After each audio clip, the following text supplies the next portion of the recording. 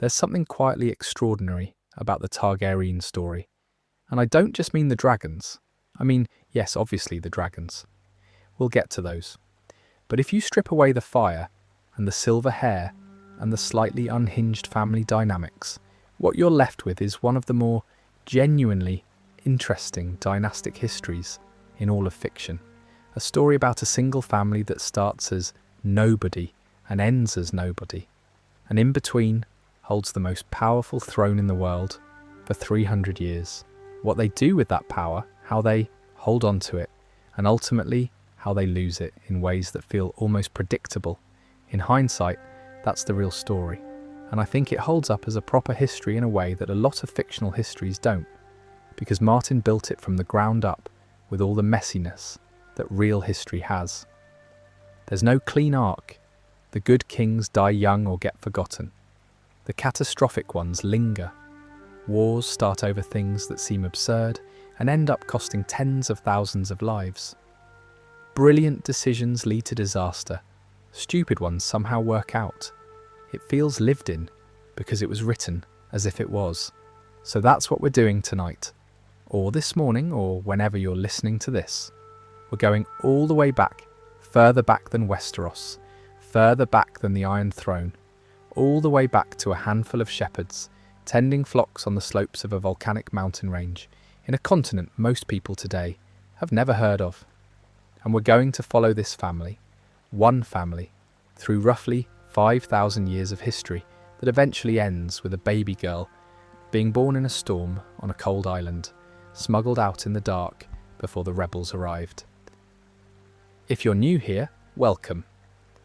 This channel does long-form sleep content, which means we keep things calm and conversational. No dramatic swells, no urgent pacing, just the story, told properly, at a pace that's easy to drift with. And if you enjoy this one, there's a lot more where it came from. We've done specific videos on the Dance of the Dragons, on the history of Essos, on the Night's Watch. All of those live in the playlist, and I'll mention a few of them along the way tonight when they're relevant. Alright, let's go back to the very beginning. To understand the Targaryens, you first have to understand where they came from, and where they came from was a civilization that makes anything in Westeros look relatively modest by comparison. The continent of Essos, that massive landmass east of Westeros across the narrow sea, was, roughly 5,000 years before the main story, already home to several genuinely powerful empires. You had Old Geese down in the south, with its famous lockstep legions of slave soldiers and its enormous golden harpy. You had the tall men of Sarnor ruling most of the eastern steppes. You had the 1,000 jewelled cities of Yiti out in the far east, which is this whole other story that the show never really gets into. Point being, 5,000 years ago, Essos was full of serious, well-established civilizations that had been going for centuries. The Valyrian Peninsula, meanwhile, was essentially nothing. Or not nothing, there were people there, but they were shepherds. Genuinely, just humble pastoral shepherds, tending their flocks on the hillsides of this rocky, volcanic piece of land that nobody else wanted, because the ground occasionally vented steam and smelled of sulphur, and the mountains had a habit of rumbling in ways that made sensible people nervous. And the mountains in question were the 14 Flames, a ring of volcanoes that formed the spine of the peninsula. Active, dramatic, impressive to look at from a distance. Not the sort of place you'd want to live near if you had anywhere better to be. Except, as it turned out, something lived inside them. The Valyrians who first descended into the molten craters of the 14 Flames, and we don't really know why they did, whether it was curiosity or desperation or something else entirely, found dragons, actual dragons living in the volcanic depths, creatures that breathed fire and seemed almost perfectly designed for the environment. Whether they were native to the volcanoes or simply drawn to them, nobody knows. How the Valyrians tamed them is, if anything, even more obscure. Some legends claim the knowledge was passed to them by a vanished people from the Shadowlands of Ashi, this mysterious, deeply strange region at the far eastern edge of the world. Others suggest the Valyrians developed their own form of blood magic, something tied to their specific lineage, which is part of why they were so obsessive about keeping that lineage pure. But within a few generations, and this is the part that's still slightly mind-boggling when you sit with it, the Valyrians went from humble shepherds to the most feared people on the planet. They had dragons, nobody else had dragons, and that changes the conversation pretty comprehensively. The Valyrian Peninsula, which had been an afterthought on the map of Essos for as long as anyone could remember, began to transform. The capital city of Valyria grew from a village into something genuinely spectacular. Silver spiral towers, streets paved in a material nobody else could replicate, buildings constructed with a combination of dragonfire and blood magic that made the architecture look like it had grown rather than been built. Comfortable, prosperous, genuinely impressive. And then, inevitably, they started conquering things. To be fair to the Valyrians, they didn't go looking for a fight at first, they were attacked.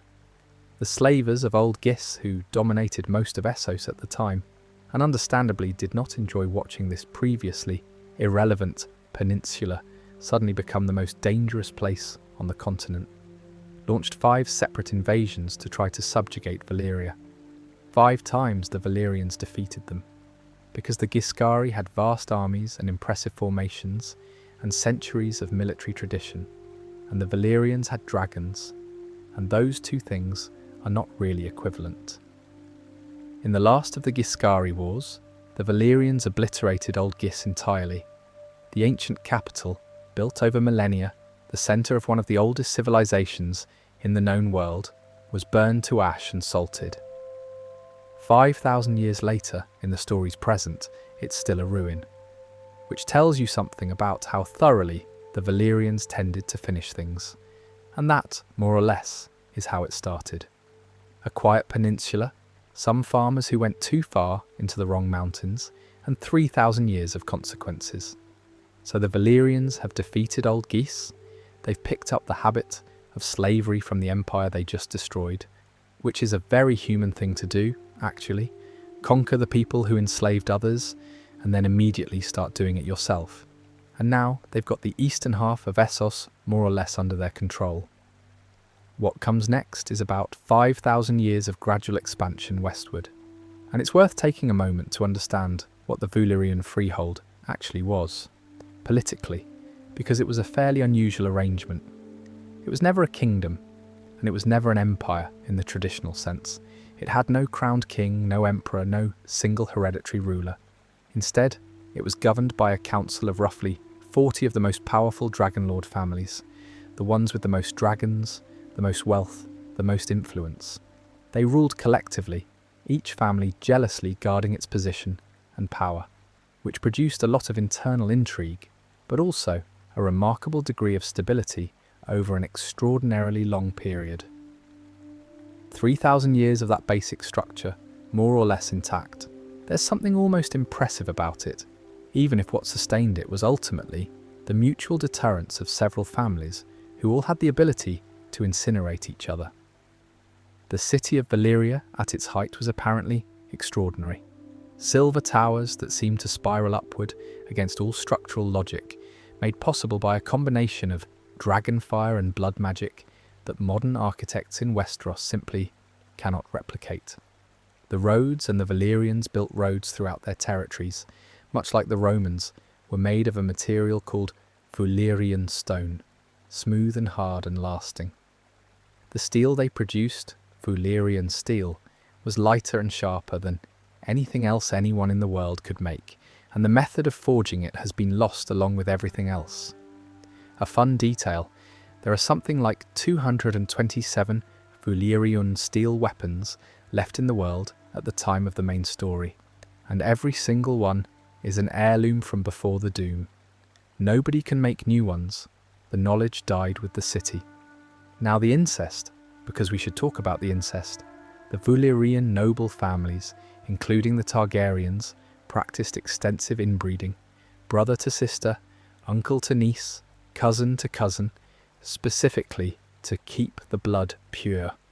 The idea being that the ability to bond with and ride dragons was tied to bloodline, and diluting that bloodline through marriage to outsiders might eventually produce children who couldn't control them. Whether that's actually true is one of those things the world of Ice and Fire is deliberately ambiguous about. But what is clear is that the Targaryens believed it, practiced it consistently for hundreds of years, and brought the tradition with them to Westeros long after the dragons were gone, at which point it really was just inbreeding, with all the instability that implies. In terms of expansion, the Valyrians pushed west into Andalos around 2,000 years ago, displacing its native population. The Andals, who then fled across the narrow sea to Westeros, where they conquered the first men and the children of the forest and became the dominant ethnic group across most of the continent. So the reason Westeros is populated the way it is partly a knock-on effect of Valyrian expansion. The Rhoynar, a people who lived along the great river Rhoyne, possessed of significant water magic, held out for a long time, but roughly 1,000 years before the main story, a Valyrian army, accompanied by 300 dragons, destroyed the Rhoynish forces definitively. Their queen Nymeria fled with her people to Dorne, where they intermarried with the Dornish and gave Dorne its distinct culture and legal traditions. 300 dragons were assembled in one place. That's the largest number ever assembled in one place apparently, worth holding in your head. By the time the freehold reached its peak, it stretched across most of Essos, west of the Bone Mountains. Great colonial cities, Volantis, Tyrosh, Lys, Myr, Pentos, had grown into prosperous semi-autonomous trading hubs, nominally under Valyria's authority, but effectively running themselves. They were the daughters of the freehold, and after it fell they would all go their separate ways, which is why the free cities are the chaotic patchwork of different cultures and power structures we see in the show. And in the middle of all this vast, continent-spanning empire, at the height of its power, House Targaryen was a footnote, minor nobility, present at the table, in possession of dragons, but politically unimportant. The kind of family that other, more powerful families barely thought about. Which, as it turned out, was exactly the right place to be. There's a particular version of historical survival, not glory, not power, just managing to still be standing when everything around you collapses, and House Targaryen essentially pulled off the most consequential version of it in the history of this world. But we're getting ahead of ourselves. In the years before the Doom, the Targaryens were one of the lesser Dragon Lord houses of the Freehold. They had dragons, a handful of them, and they had their position on the council, but they weren't powerful enough to shape Freehold policy and weren't well connected enough to matter very much in the endless political games among the major families. At some point around 100 years before the conquest, they acquired the island of Dragonstone, a rocky, dramatic chunk of volcanic stone in the narrow sea, right on the trade routes between Westeros and Essos. It was used as a trading post mostly, a useful location, not an impressive one. Then in 114 BC, about 100 years before the conquest, something unusual happened. A young woman named Daenerys Targaryen had a dream, a vivid, detailed, catastrophic dream in which the Valyrian Peninsula was destroyed by a great eruption. Fire, collapse, everything gone. Daenerys was apparently convincing enough, or her father Enar Targaryen was frightened enough, that the entire family pulled up roots and moved. They loaded their dragons, their household, their treasures, and themselves onto ships and sailed for Dragonstone, which was about as far from Valyria as you could get while still being technically part of the Freehold. The other Dragonlord families were not impressed. The Targaryens were minor to begin with, running away from the most powerful city in the world to hole up on a cold island in the narrow sea did nothing to improve their standing. Some thought it was cowardice. Some thought Daenerys was simply unwell. Most probably didn't think about it very much at all. The Targaryens had always been on the periphery, politically, now geographically. If they wanted to live on a rock in the sea, that was their own business. 12 years passed, then in 102 BC the 14 flames erupted. What exactly happened? What caused it? Whether it was geological or magical or something else entirely is genuinely unknown. The doom of Valyria is one of the great mysteries of this world, and it's left mysterious deliberately. All anyone knows is that it was total and it was fast. The entire Dragonlord aristocracy, their dragons, their city, their accumulated knowledge, gone in essentially a single catastrophic event. The Targaryens were alive and well on Dragonstone. Their dragons were unharmed. They were the last Dragonlords in the world. There's a phrase, the right place at the right time, but this is really the right place by one family member's prophetic nightmare, and it's worth sitting with that. All of human history, or in this case, fictional history, turning on a dream a teenage girl had in 114 BC. The entire Targaryen dynasty, every king and queen and civil war and dragon battle, existing because one family listened to her. No notes. The doom of Valyria deserves its own section, even though, and this is sort of the point, there's not actually that much to say about it. What happened in 102 BC was this: the 14 flames, the ring of volcanoes that had been the backbone of Valyrian civilization for thousands of years, erupted simultaneously and catastrophically. Pillars of white-hot flame reportedly shot from the earth with a force and heat that even the dragons, creatures born of fire, creatures who lived in volcanoes, creatures that could breathe dragon flame, couldn't survive. The capital city of Valyria, with all its silver towers and blood magic architecture and accumulated civilizational knowledge, was obliterated. The peninsula itself was physically altered. The land broke apart along fault lines. The seismic activity was severe enough to change the coastline. The waters around the peninsula are poisonous to this day. Ships that sail too close don't come back. Every Dragonlord family in Valyria, all the major houses, all the serious political players, everyone who had spent centuries dismissing the Targaryens as irrelevant, perished. Their dragons perished. Their libraries, their magical knowledge, their methods for forging Valyrian steel, all of it lost in a single day. And nobody knows why. The theories are various.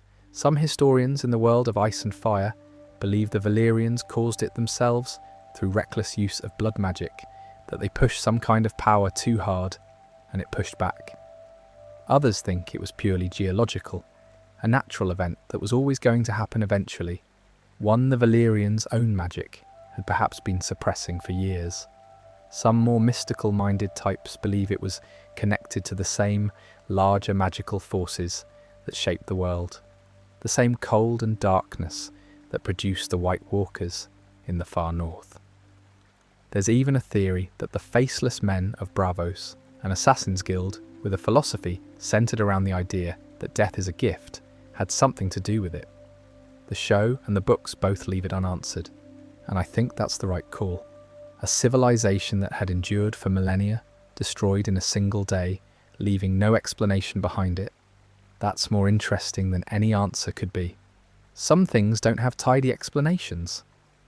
What the Doom produced in the immediate aftermath was something called the Century of Blood. 100 years of chaos across Essos, as all the free cities that had been Valyrian colonies began asserting their independence and fighting each other over the resulting power vacuum. It was, by all accounts, a genuinely terrible period to be alive in. Constant war, constant political reshuffling, the Dothraki horsemen taking advantage of the chaos to rampage across the interior of Essos. The Targaryens on Dragonstone watched all of this from across the water. They controlled the trade routes through the narrow sea, which gave them economic leverage without requiring them to go anywhere. For roughly 100 years after the Doom, they sat quietly on their island with their dragons and their unique position as the last dragon lords in the world, and essentially waited to see what would happen, which again might sound boring, but there's a patience to it that the later Targaryen kings would really struggle to replicate. Knowing you're the most dangerous people alive and choosing not to do anything about it. for a century, because the timing isn't right yet. Mind you, by the time the waiting ended, the family had changed a bit. A new generation had grown up on Dragonstone, one that had never seen Valyria, had no real attachment to the freehold, and was looking west rather than east. Looking at Westeros divided into 7 constantly warring kingdoms with no unifying power, and seeing something that could be changed. One person in particular. While the Targaryens were sitting on Dragonstone watching the century of blood unfold across Essos, Westeros was having its own rather chaotic century. The continent had, by this point, coalesced into 7 distinct kingdoms, or at least that's the tidy version. In practice, it was more like 7 kingdoms, plus various disputed territories, contested borders, and lords who owed loyalty to one king while quietly flirting with the neighbours. The north was ruled by House Stark from their seat at Winterfell, ancient, cold, stubbornly independent. The Westerlands, rich with gold and silver, belonged to House Lannister. The fertile reach, most of the agricultural heartland of the continent, was the territory of House Gardner. The mountainous vale was House Arryn's. Dorne in the south was ruled by House Martell, descendants of those Rhoynish refugees from the Valyrian Wars.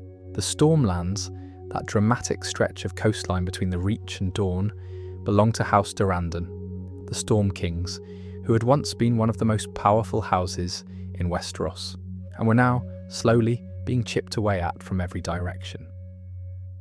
And then there were the Ironborn, House Hoare of the Iron Islands, seafarers and raiders who had more recently expanded onto the mainland, controlling the Riverlands through a combination of naval dominance and sheer unpleasantness. Their king at the relevant moment was Harren the Black, a man whose character you can basically infer from his nickname. Harren had spent decades building the largest castle ever constructed, Harrenhal on the God's-Eye Lake in the middle of the Riverlands, and was, by around 2 BC, getting close to finishing it. Harrenhal is worth a brief pause because it's one of those details that encapsulates something about what the Targaryens' arrival meant. Harren spent most of his life and an enormous amount of his kingdom's resources building a fortress that was supposed to be indestructible. The walls were so thick that siege weapons couldn't breach them. The towers were so tall they could see for miles. It was the ultimate symbol of conventional military power in a world where conventional military power was the only kind that mattered. And then, the year it was finished, Aegon Targaryen arrived with dragons. And Harrenhal stopped being indestructible, but that's jumping ahead slightly. For most of that 100 years after the Doom, the Targaryens showed genuinely little interest in Westeros beyond the trade income their control of the narrow sea routes provided.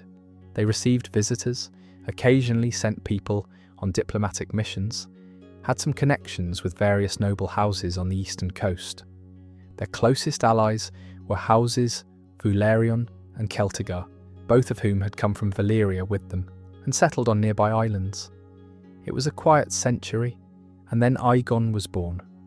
What you notice, looking at the history, is that the decision to conquer Westeros wasn't inevitable, or if it was inevitable in hindsight, it didn't feel that way at the time. Aegon could have spent his life as the lord of a prosperous island trading post. He had the resources, he had the security, he didn't need to do anything. But he looked at Westeros, 7 kingdoms, constant warfare, lords pillaging each other for marginal territorial gains, and apparently decided that somebody should do something about it, and that somebody might as well be him. There's a particular kind of ambition that isn't really about personal glory, or at least doesn't present itself that way. It presents itself as a project, as something that needs doing. Aegon seems to have had that. Whether that reading is too charitable is one of those arguments that the fandom reliably has, at length. What we do know is that in 2 BC, he stopped watching and started moving. Aegon Targaryen was born in 27 BC and grew up on Dragonstone with his 2 sisters, Visenya, who was older, and Rhaenys, who was younger. And per Valyrian custom, he married both of them. This is one of those things that modern readers sometimes trip over, but within the internal logic of the Voughtlerian tradition, it was entirely standard practice, and the three of them seem to have had a genuinely functional, if complicated, partnership.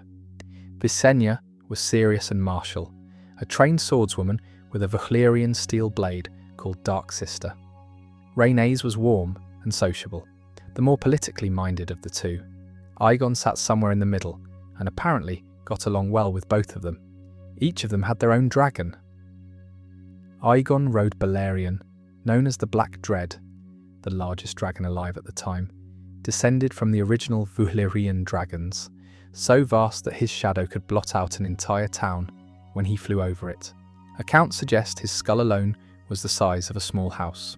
Visenya rode Vhagar, and Rhaenys rode Meraxes, both significant dragons, both formidable, neither quite in the same category as Balerion.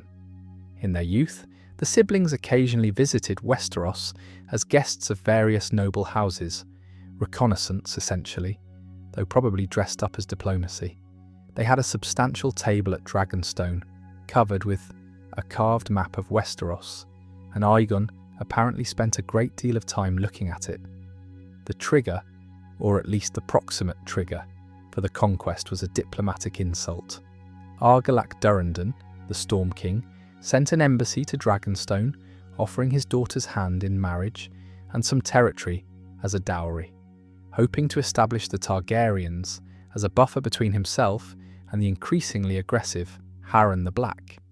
Aegon, rather than accepting, offered to have his friend and rumoured bastard brother, Orys Baratheon, marry Argilac's daughter instead. Argilac apparently took this as a profound insult. "You're not good enough for my lord, here's my servant," and responded by cutting off the envoy's hands and sending them back with a message about what Orys could expect from him. Aegon's response was to call his bannermen, spend 7 days in council, and send ravens to every corner of the 7 kingdoms. The message was simple. From this point forward, there would be one king in Westeros. Those who bent the knee would keep their lands and titles. Those who resisted would be destroyed. In 2 BC, he set sail from Dragonstone with 3 dragons, his 2 sisters, and somewhere between a few hundred and a few thousand soldiers. The numbers vary depending on the source. This was not a vast invasion force, this was a statement. They landed at the mouth of the Blackwater Rush, on the eastern coast of Westeros, and camped on the largest of 3 nearby hills. The Aegon fort, a rough wooden palisade, went up quickly. Rhaenys rode Meraxes to secure the nearby castle of Rosby. The garrison looked at the dragon and opened the gates. Visenya on Vhagar demonstrated what Vhagar could do to the briefly resistant defenders at another castle, and they opened their gates too. More castles followed, 12 in fairly quick succession, all bending the knee after seeing what they were dealing with.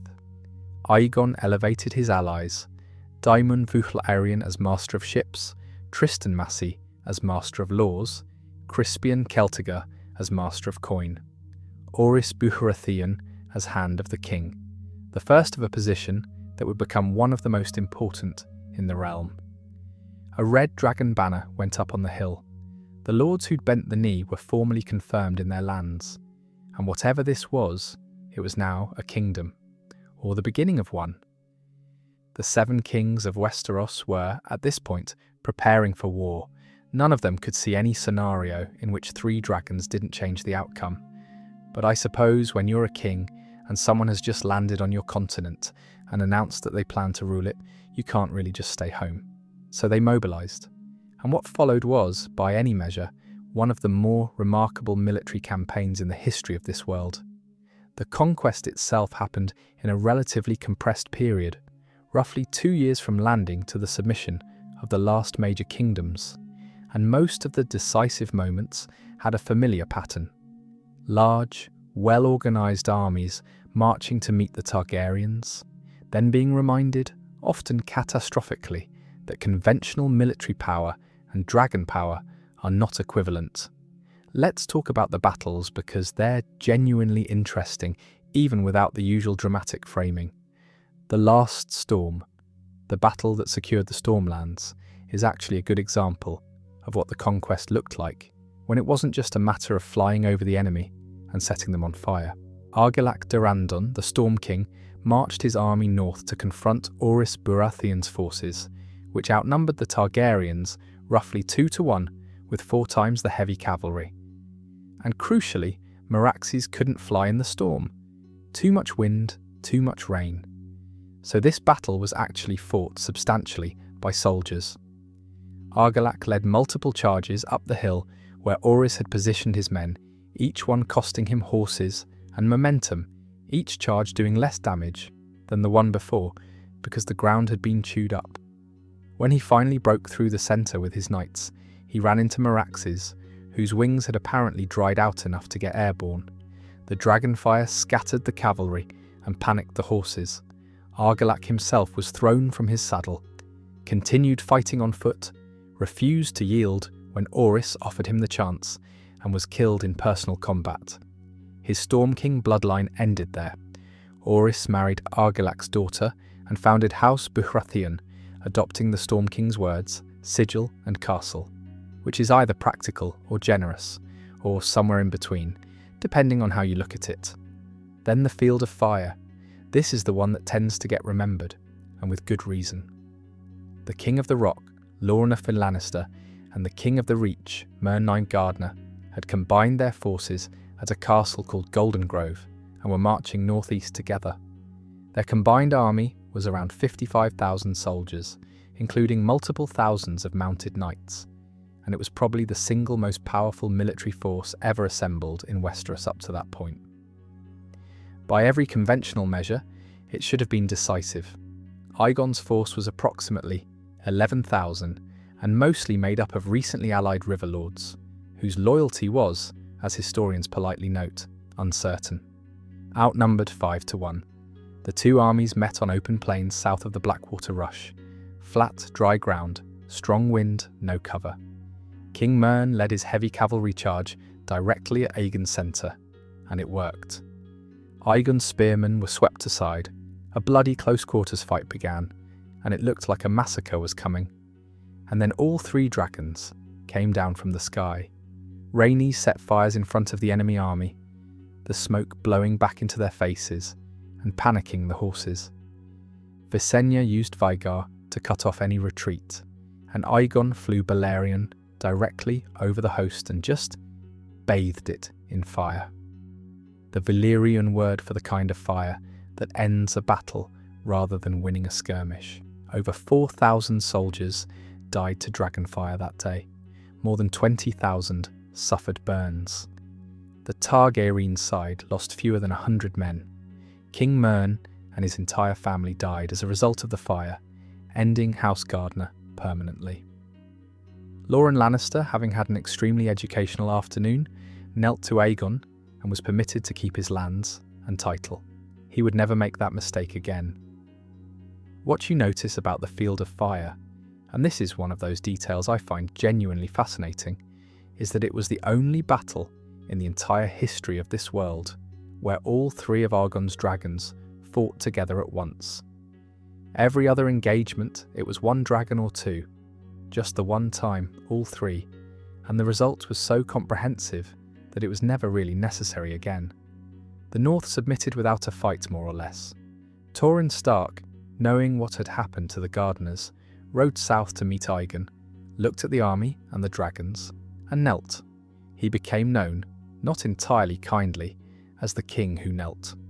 But he also kept his head, his castle, and his lands, while Mern Gardner and his heirs are a cautionary note in a history book. So there's an argument that Torrhen made the right call.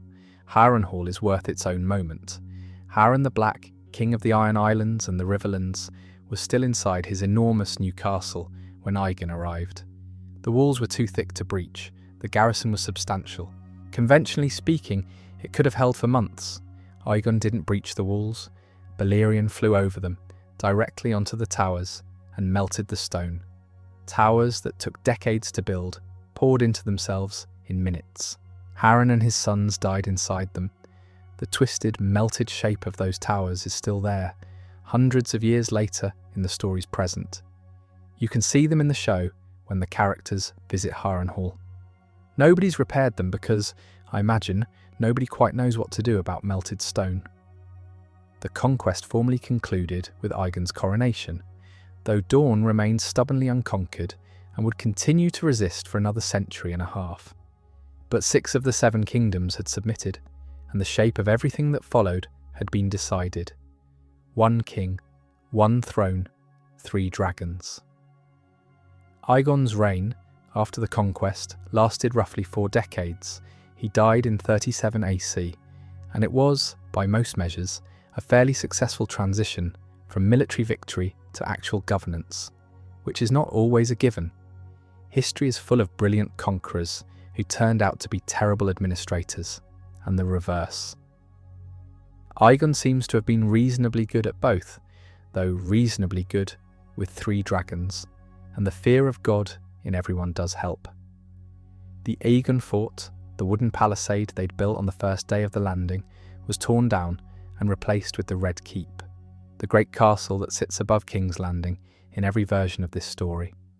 It took the rest of Aegon's reign and part of his sons to complete, but the project began immediately. A city grew around it, what became King's Landing, first as a military camp, then as a trading post, then as a proper city with markets and craftsmen and a port. By the time Aegon died, it was already one of the largest settlements in Westeros. The Iron Throne itself deserves a mention because it's one of the more interesting symbolic objects in the story. After the conquest, Aegon had the smiths take all the swords surrendered by defeated lords, hundreds of them, and melt them together using Balerian's dragonfire, then shape the resulting mass into a throne. It's famously uncomfortable. The blades didn't melt completely, they fused at odd angles, and the resulting structure cuts anyone who sits on it carelessly.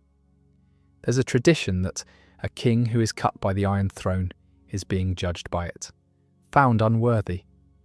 I don't know if Aegon intended that reading, but it's become part of the mythology. The political settlements were generally sensible. Lords who had bent the knee kept their lands. New houses were installed where old ones had been destroyed. The Tyrells, formerly stewards of House Gardner, were given Highgarden and the Reach as their seat, beginning one of the most powerful noble families in Westeros. Orys Baratheon took the Stormlands. The Lannisters and Arryns and Starks remained in place with their traditional territories more or less intact. The one thing Aegon couldn't quite manage was Dorne. He tried in a 4 AC, launching an invasion of the Dornish deserts. The Dornish, who had a particular relationship with both the desert terrain and with asymmetric warfare, developed over centuries of fighting much larger enemies, simply refused to meet the dragons in open battle. They hid in the hills, they struck at supply lines, they burned their own stores rather than let the Targaryens capture them. They hid and waited, and let the desert do half their work for them.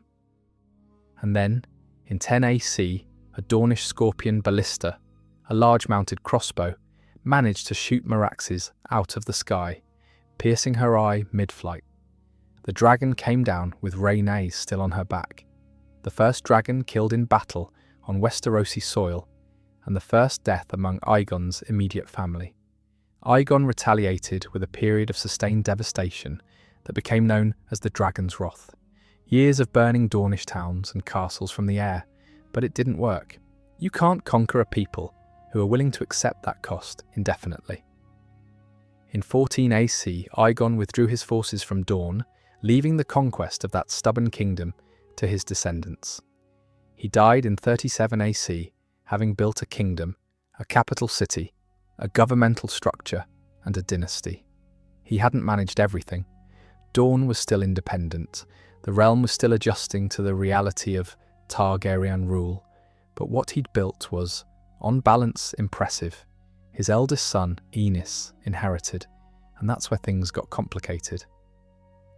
There's a particular challenge that follows great founders, and it's one that crops up repeatedly in the Targaryen story, the problem of the second generation. Aegon had held the realm together through a combination of personal reputation, genuine political skill, and, let's be honest, 3 dragons. His son Enis had one of those 3 things, and it wasn't enough. Enis was, by all accounts, a gentle and artistic person. He composed music. He was kind to his courtiers. He wanted people to like him, which is an understandable desire, but a difficult one to indulge when you're king of a realm that's still only 2 generations removed from being conquered at Sword and Dragon Point. He inherited a crown that was still fragile, still resented in places, still contested by those who remembered what Westeros had been before. Within a year of taking the throne, Aenys was facing no fewer than 5 simultaneous rebellions. The worst of them came from the Faith of the Seven, the dominant religion of most of Westeros. The Faith had tolerated Targaryen incest, while the dragons were fresh and the memory of the conquest was recent.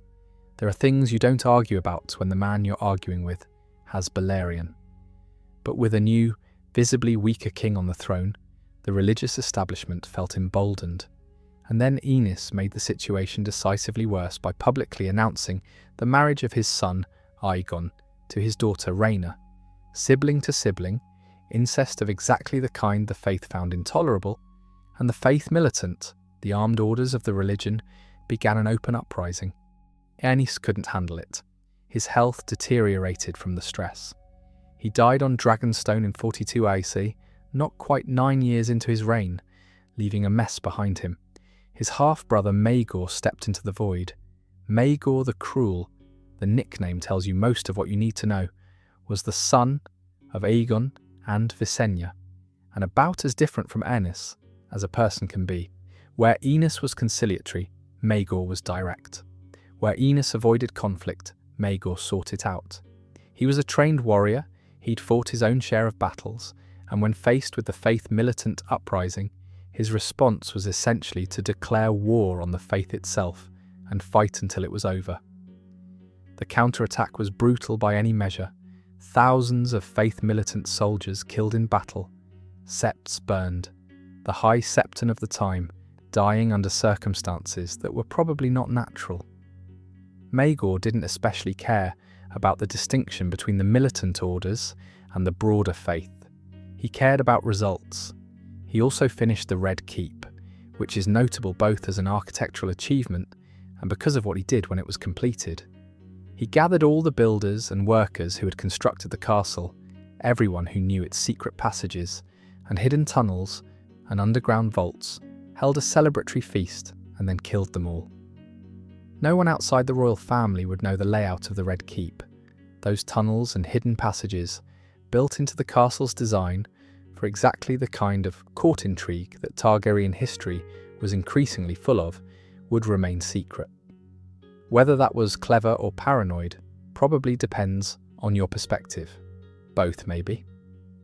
The problem with Maegor was the one that tends to afflict highly effective rulers who rely on force. Eventually, the force turns inward. His brutal methods began alienating even his own supporters.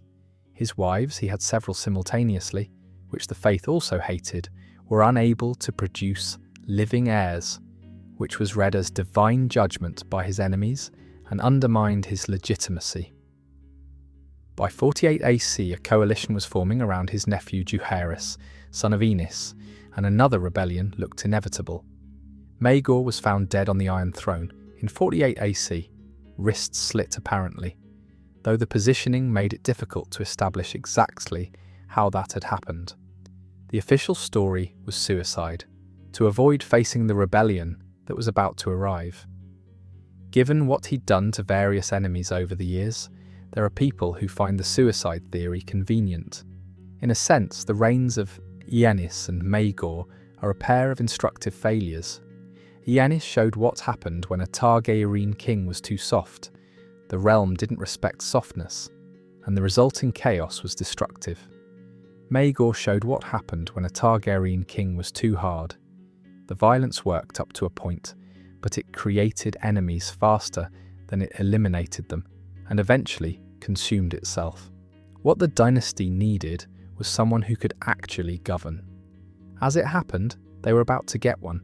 The 55th year of Jaehaerys' reign is when his era effectively ended, And I mention that number at the start because it's genuinely worth letting it sit for a moment. 55 years. The longest reign in Targaryen history, by some margin, and one of the most consequential. Jaehaerys came to the throne at around 14 years old in 48 AC, following his uncle's death on the Iron Throne. He was, by all accounts, exceptionally well prepared for a 14-year-old, intelligent, diplomatically minded, with a gift for reading people that his predecessors had conspicuously lacked, and his first major act set the tone for everything that followed. The Faith militant uprising, the war that had defined the previous 2 reigns, was still technically ongoing. Maegor had crushed most of it through violence, but crushed isn't the same as resolved, and there were still resentments, still damage. Jaehaerys made a deal instead of fighting. The crown would become the formal defender and protector of the Faith of the Seven. The Faith would disband its military orders permanently and stop publicly condemning Targaryen practices, including the incest. Both sides got something they wanted. Both sides could stop fighting. It sounds simple when you put it like that, and it wasn't. It took years of careful negotiation and a great deal of political finesse. But it worked. The Faith militant disbanded and was later reformed under King Tommen. The tension between the crown and the church that had destabilised the previous 2 reigns essentially evaporated. Jaehaerys achieved through conversation what his predecessors had tried to achieve through fire, and did it better. His hand, Septon Barth, a commoner-born scholar who might be the most impressive administrator in the history of Westeros, helped him build the infrastructure of the realm. The King's Road was constructed during this period, connecting the continent from Castle Black in the far north to Old Town in the south. An enormous engineering project that made trade, communication, and military movement dramatically easier for centuries afterward. A small thing in the grand narrative of dragons and civil wars, but probably the most practically impactful achievement of the entire Targaryen era. Jaehaerys also benefited from having an unusually good partner in his queen Alysanne. She was widely beloved, reportedly more popular in some regions than the king himself. She convinced Jaehaerys to extend the Night's Watch's land grants, a more generous territorial boundary for the watch along the wall, which is why Castle Black occupies the position it does in the main story. She also pushed toward more humane legal treatment of women and small folk, reforms that were genuinely unusual for the period. The thing about Jaehaerys that I find most interesting, though, is the quietness of the tragedy underneath the successful reign. He and Alysanne had 13 children. By the time he died, most of them had predeceased him. His heir, Prince Aemon, died of an arrow in a minor skirmish, not even a proper war, just the kind of mundane violence that claimed lives constantly in this world. Then another son died, then another. Jaehaerys and Alysanne spent their final years navigating the grief of outliving most of their children, while simultaneously still running one of the most well-administered kingdoms in the realm's history. Alysanne died before him. In the last years of his life, Jaehaerys was reported to barely leave his chambers, old, bereaved, increasingly frail, but still king by virtue of simply still being alive. By the time he died in 103 AC, after 55 years on the throne, he was the last of an era. The succession question was complicated. His remaining heir through the direct line was his granddaughter, Princess Rhaenys, daughter of his late son Aemon. But there was also a young great-nephew, Viserys, son of another of Jaehaerys' sons. In 101 AC, Jaehaerys convened the Great Council, a gathering of lords from across Westeros, to decide the question. 14 claimants were presented. After deliberation, the lords chose Viserys. The reason they chose Viserys over Rhaenys is worth noting, because it comes back with some fuss later. They chose a male claimant over a female one, specifically on the grounds that a woman had never sat the Iron Throne, and they didn't intend to start now. Rhaenys, who became known as the Queen Who Never Was passed over in favour of a great-nephew who had a weaker blood claim but the right gender. The precedent that set would, within a generation, help start the most destructive war in Westeros's history. Viserys von Targaryen is one of the more melancholy figures in this history, which is saying something given the competition. He's not cruel, he's not mad, he's not particularly incompetent. He's a genuinely pleasant man who loved his family, wanted everyone around him to be happy, and fundamentally lacked the capacity, or maybe the will, to make the hard decisions that his position required. He came to the throne in 103 AC and ruled for 26 years, and those 26 years were, on the surface, fairly prosperous. No major wars, no catastrophic famines. The kingdom was well enough administered. Viserys himself was charming and approachable and well liked at court. If you were a lord visiting King's Landing in 110 AC, you'd probably leave thinking things were fine. The problem was building underneath the surface. Viserys' first wife, Aemma Arryn, was the love of his life, by most accounts, and she died in childbirth in 112 AC, along with the infant son she'd finally managed to deliver after several difficult pregnancies and miscarriages. Viserys was devastated. His only surviving child was his daughter Rhaenyra, around 6 years old at the time. Here was the first decision. Viserys had no sons. Custom, the same male primogeniture that had guided the Great Council's choice of Viserys himself over Rhaenys, said that the crown should eventually pass to the nearest male relative, which was his younger brother, Daemon. Daemon was capable, charismatic, excellent in a fight, and also deeply erratic, politically impulsive, and the sort of person who might start a war on a bad day. Viserys didn't want Daemon to inherit. Instead, he named Rhaenyra as his heir, Princess of Dragonstone, to be queen after him. He made his lords swear fealty to her. He presented it to the court as settled, and it might have stayed settled, or at least stable, if Viserys had remained a widower, but he didn't. In 113 AC, he married again, a young woman named Alicent Hightower, daughter of his hand Otto Hightower, who was beautiful and clever and politically well connected in a way that her father had very deliberately engineered. Whether the marriage was genuine affection or a political maneuver by Otto or both, historians argue about. What it produced, within a few years, was a son, Prince Aegon. And here was the second, more consequential decision. What to do about the fact that Viserys now had a son.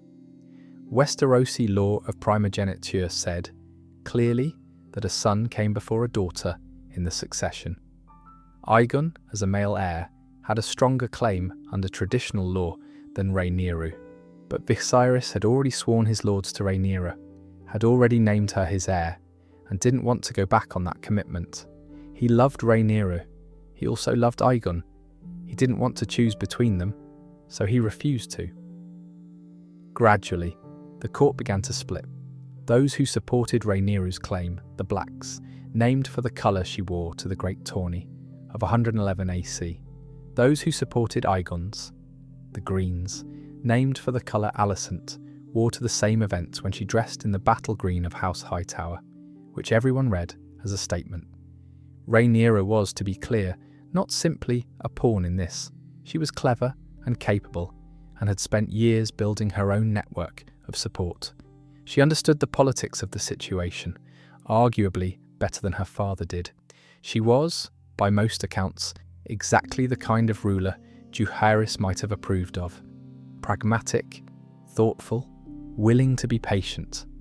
The tragedy of Viserys' reign isn't incompetence.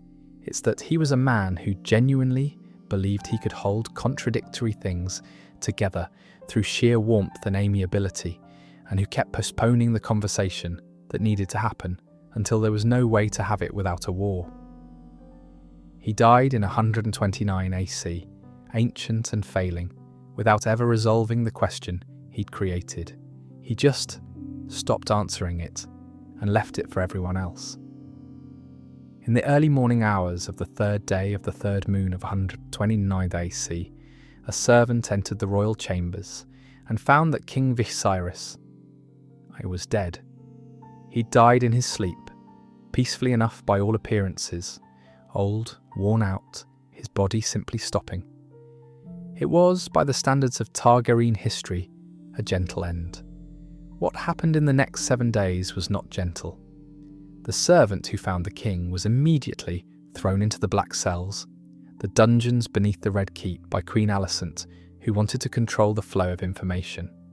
By rights, the news should have been sent immediately to Dragonstone, where Rhaenyra was living with her own family, so she could ride to King's Landing and take her inheritance.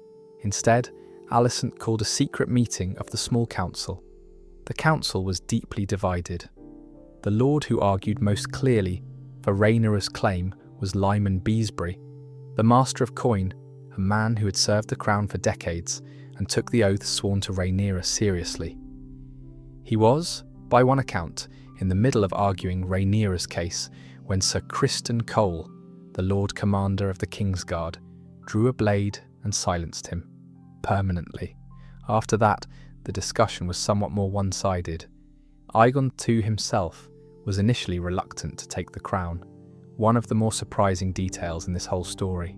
He knew, apparently, that claiming the throne would mean war against his half-sister, and he wasn't certain he wanted that. His mother talked him out of his reluctance by pointing out, probably correctly, that Rhaenyra was unlikely to simply accept his existence as a rival claimant. The way these things tended to go, he'd be dead within the year if he didn't act first. 7 days after Viserys died, Aegon the Supes was crowned at the Dragon Pit by Criston Cole, before a crowd of King's Landing citizens who had been called to witness. Word reached Dragonstone sometime after. Rhaenyra was pregnant with her 4th child by Daemon at the time. The shock of her brother's betrayal, the people she'd grown up with, who had sworn oaths to her, induced her to miscarry. She named her stillborn daughter Visenya, and then she assembled her advisors, her Black Council, and prepared for war. There's something worth sitting with in those 7 days between Viserys' death and Aegon's coronation, an old man dying quietly in his sleep, which is the most ordinary thing in the world, and the 7 days of secrecy and manoeuvring, and a council meeting that ended with a man's throat cut, all of it happening invisibly, with the realm unaware, the outcome of a dynasty being decided in a dark room. History very often turns on who tells who what and when. Before the war itself begins properly, it's worth taking a moment to lay out who was actually on each side and what they had. Because the Dance of the Dragons is one of those conflicts where it's very easy to get lost in a sea of Targaryens, and the names don't help. There are a remarkable number of Aegons. The Greens, Aegon II's faction, had the capital, the legitimacy of the crown, and the support of most of Westeros's great lords. In terms of dragon power, they had 4: King Aegon the Sun on Sunfire, his brother Aemond on Vhagar, his other brother Daeron on Tessarion, and his sister wife Helaena on Dreamfire. Vhagar was by far the most important of these, the oldest and largest living dragon, older even than some of the riders she'd had, veteran of the conquest itself. The Blacks, Rhaenyra's faction, had fewer lords and less of the realm, but significantly more dragons. Rhaenyra on Sygrax, Prince Daemon on Curaxes, the formidable Lady Rhaenys on Meleys, known as the Red Queen, and Rhaenyra's sons, Ducairis on Vermax, Lucerys on Arax, young Joffrey on Tyraxes, plus 6 more dragons at Dragonstone, unclaimed and without riders. Enormous potential firepower if they could find people to fly them. The total, before a single battle was fought, 20 Targaryen dragons. By the time the war ended, 16 of those 18 would be dead. I want to say that again because it's one of the most consequential facts in this entire history. 16 out of 18. A dynasty's worth of power, generations of careful dragon keeping, breeding, taming, accumulated over a century and a half, destroyed in less than 3 years of civil war. The Dance of the Dragons wasn't just a war of succession, it was the event that destroyed the Targaryen dynasty's greatest advantage, the thing that had made them untouchable and left them ordinary kings on an ordinary throne, vulnerable to exactly the kind of rebellion that would eventually end them. Daemon's observation, made at the very start of the war when they were still debating whether to negotiate, was that numerical dragon superiority gave them an advantage the Greens couldn't match. Rhaenyra's counter-argument was that she knew the histories. She knew what a war between dragons looked like, what it cost, what kind of ruin it left behind. She didn't want to rule a kingdom of ash and bone. They went to war anyway. It's worth noting, and I mean this genuinely, not as a dramatic flourish, that both of them were right.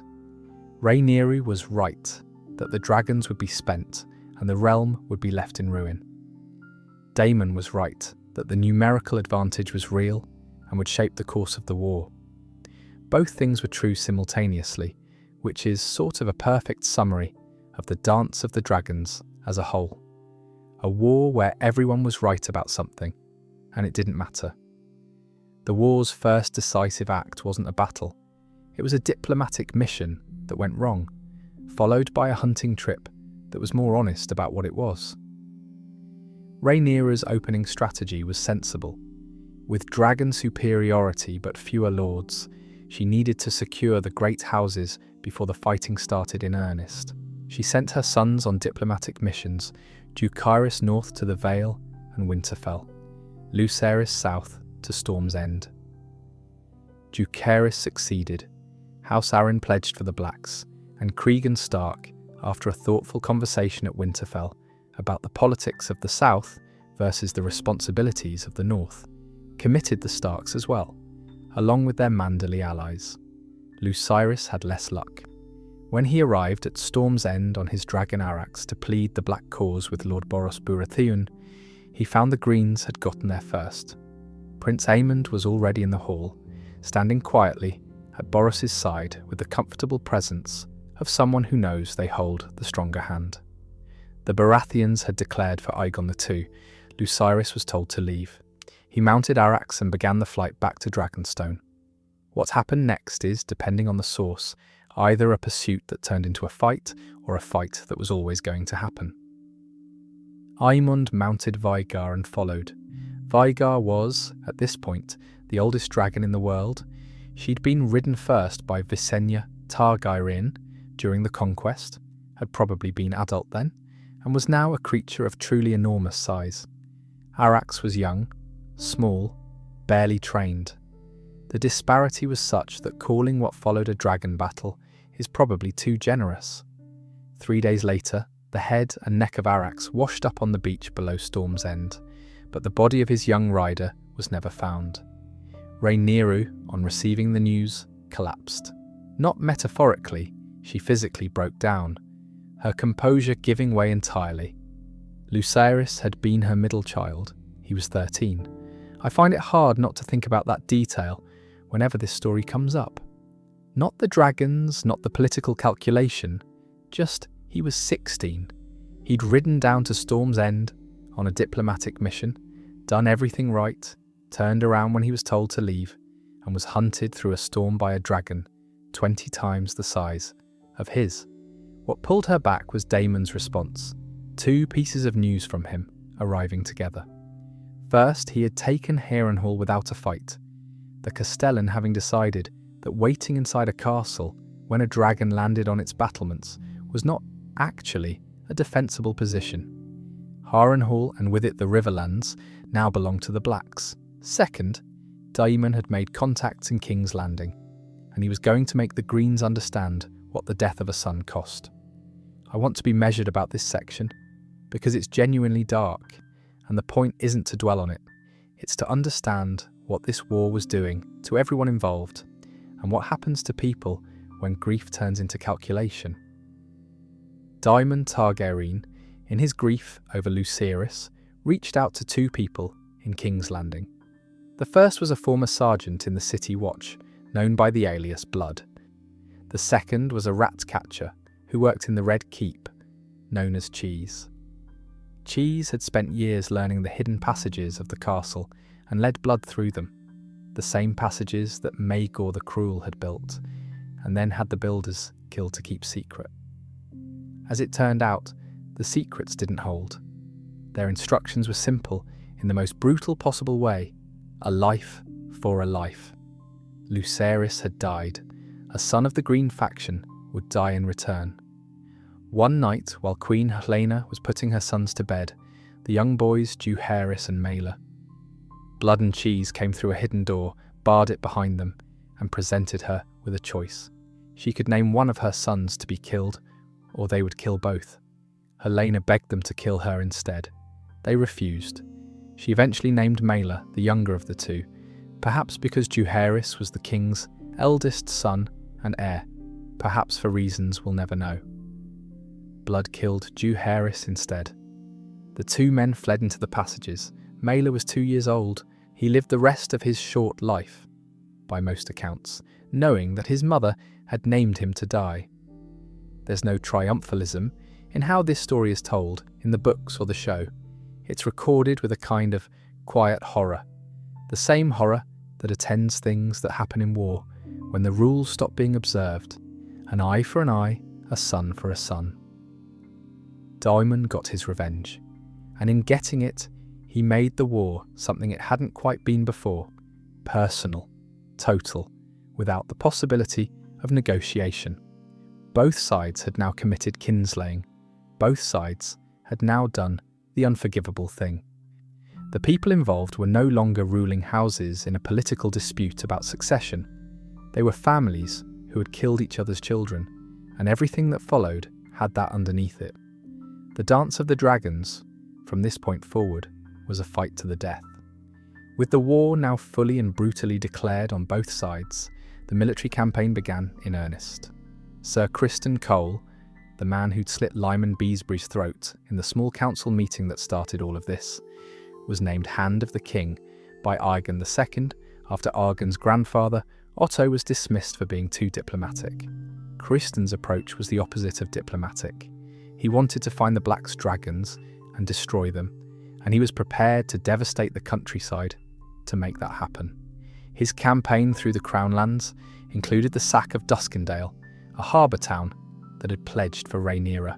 Having made an example of that, he turned his army toward Rook's Rest, the castle of House Staunton, another Black supporter. He arrived outside the walls and began pillaging the surrounding farmland, burning the Staunton holdings systematically. What he was actually doing was laying a trap. Lord Staunton, desperate, sent ravens to Dragonstone, asking Rhaenyra to send a dragon to relieve him. Rhaenyra sent her aunt, Lady Rhaenys, on Meleys, the Red Queen, one of the fastest and most battle-experienced dragons in the war. What Rhaenys found when she arrived was not just an army besieging a castle. Criston had concealed the information that he had dragons with him. As Meleys descended toward the battle, 2 more dragons emerged, Aemond on Vhagar from the tree line, and King Aegon II himself on Sunfire from the sky, having ridden out from King's Landing without telling his council, wanting to prove himself in battle. The fight was 3-way, complicated by the fact that Aemond, who had been told to wait, watched Aegon arrive early and was furious about it. Furious enough that when he finally joined the battle, his dragonfire caught both his enemies and his own brother. Meleys died. Rhaenys died with her. The Red Queen and her rider, one of the most capable dragon riders on either side of the war, gone. Aegon Seku survived, but barely badly burned, Sunfire mortally wounded, and barely able to fly. The king was essentially in a coma for most of the following year, and Sunfire, despite surviving, never recovered his full combat ability. Aemond took over as the functioning head of the Green faction.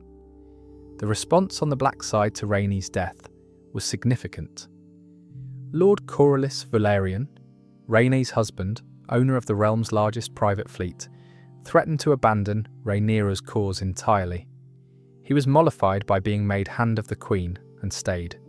But the Blacks now had 7 dragons instead of 9, and only 3 with riders. The situation with the unclaimed dragons on Dragonstone became urgent, and Jaehaerys Targaryen, Rhaenyra's eldest, came up with one of the stranger solutions in this war's stranger chapter. he opened the call to dragon seeds, bastards of Targaryen blood, people with enough of the lineage in them that they might be able to bond with an unmanned dragon. The legitimacy of the claim didn't matter. The blood did. Many came, most died in the attempt, which tells you what riding an untamed dragon looks like when it doesn't work. But some succeeded. A blacksmith's son named Hugh Hammer claimed Vermithor. A man-at-arms named Ulf White claimed Silverwing. A 15-year-old named Adam of Hull claimed Sea Smoke. A girl named Nettles, whose background is about as humble as it's possible to have, claimed Sheep Stealer. 4 new dragon riders, none of them nobility, none of them with any dragon riding experience, all of them suddenly carrying some of the most destructive power in the realm. Whether any of them were truly loyal or simply ambitious was a question nobody seemed to be asking loudly enough. That particular development would have its own complicated consequences in due course. The war, meanwhile, continued moving in all directions at once. Around the same time that Jacaerys was finding his dragon seeds, Rhaenyra was trying to move her youngest children to safety. Aegon the Younger, 10 years old, and Viserys, 8, were put on a ship to Pentos in Essos, where Rhaenyra hoped they could wait out the war in relative safety. It didn't work. The 3 daughters, the combined navies of Lys, Myr and Tyrosh, had finally made their decision about which side of the war to support. They'd been negotiating with Otto Hightower for months before he was dismissed, and they eventually came down on the side of the Greens. Their fleet of 90 warships was formidable by any measure, and when the ship carrying Rhaenyra's sons happened to cross their path in the narrow sea, it must have seemed like a gift. Young Aegon, riding the dragon Stormcloud, managed to fly back to Dragonstone.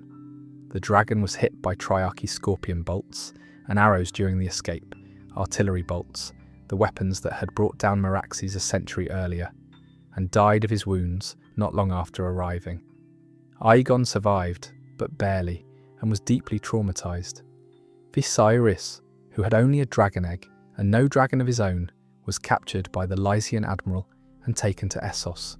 He spent the rest of the war in comfortable captivity, not killed, which was perhaps a calculation, a bargaining chip held in reserve. Jacaerys, receiving the news that his brothers had been caught and his youngest brother's dragon was dying, led his dragon seeds out to meet the Essosi fleet. They found them not far from Dragonstone. The Lysian admiral had pressed forward, ambushing Lord Corlys Valerian's fleet and doing substantial damage to it. What followed, known as the Battle of the Gullet, went badly for everyone in the end. The dragon riders and their dragons tore through the fleet with considerable effect. Fire on wooden ships is about as decisive as it sounds.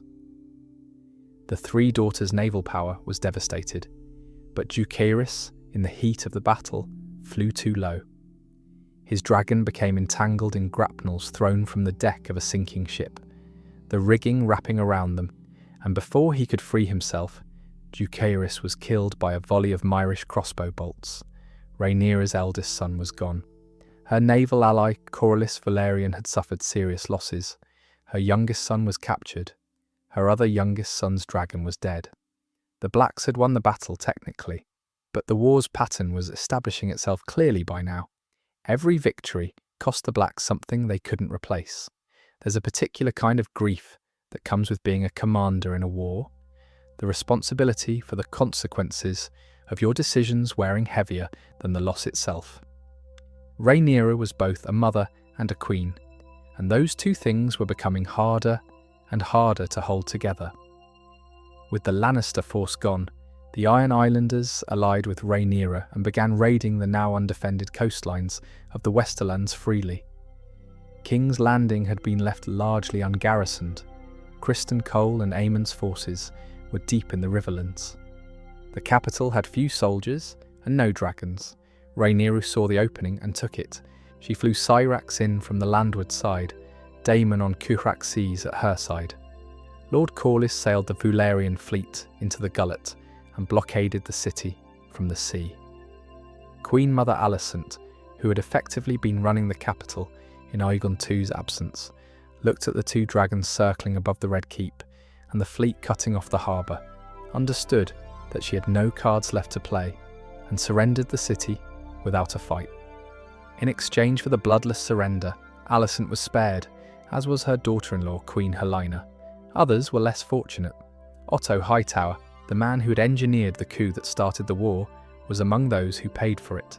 Rhaenyra walked into the throne room of the Red Keep and sat in the Iron Throne for the first time. The throne that her father had promised her. The throne she had grown up knowing was hers.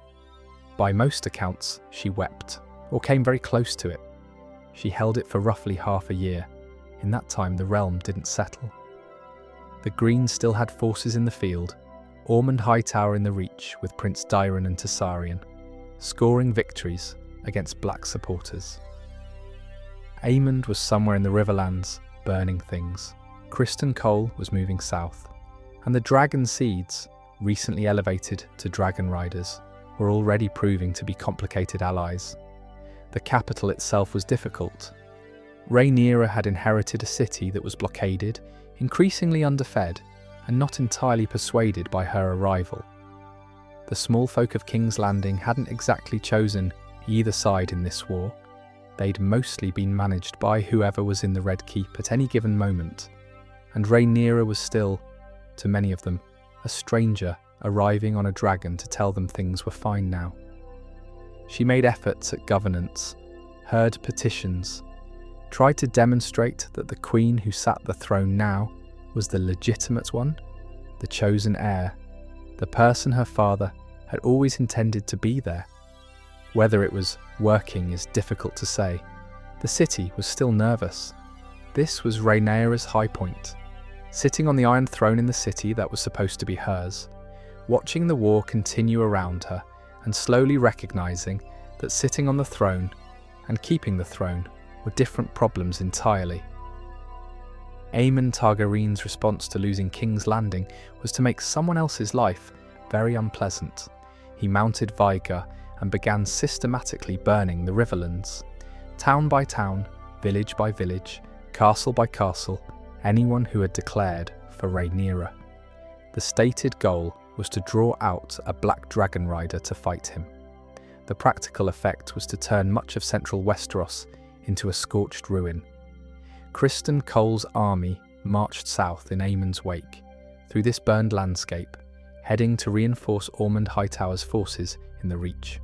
What they found at a place called Crossed Elms was an ambush, the battle south of the God's Eye, which became known as the Butcher's Ball.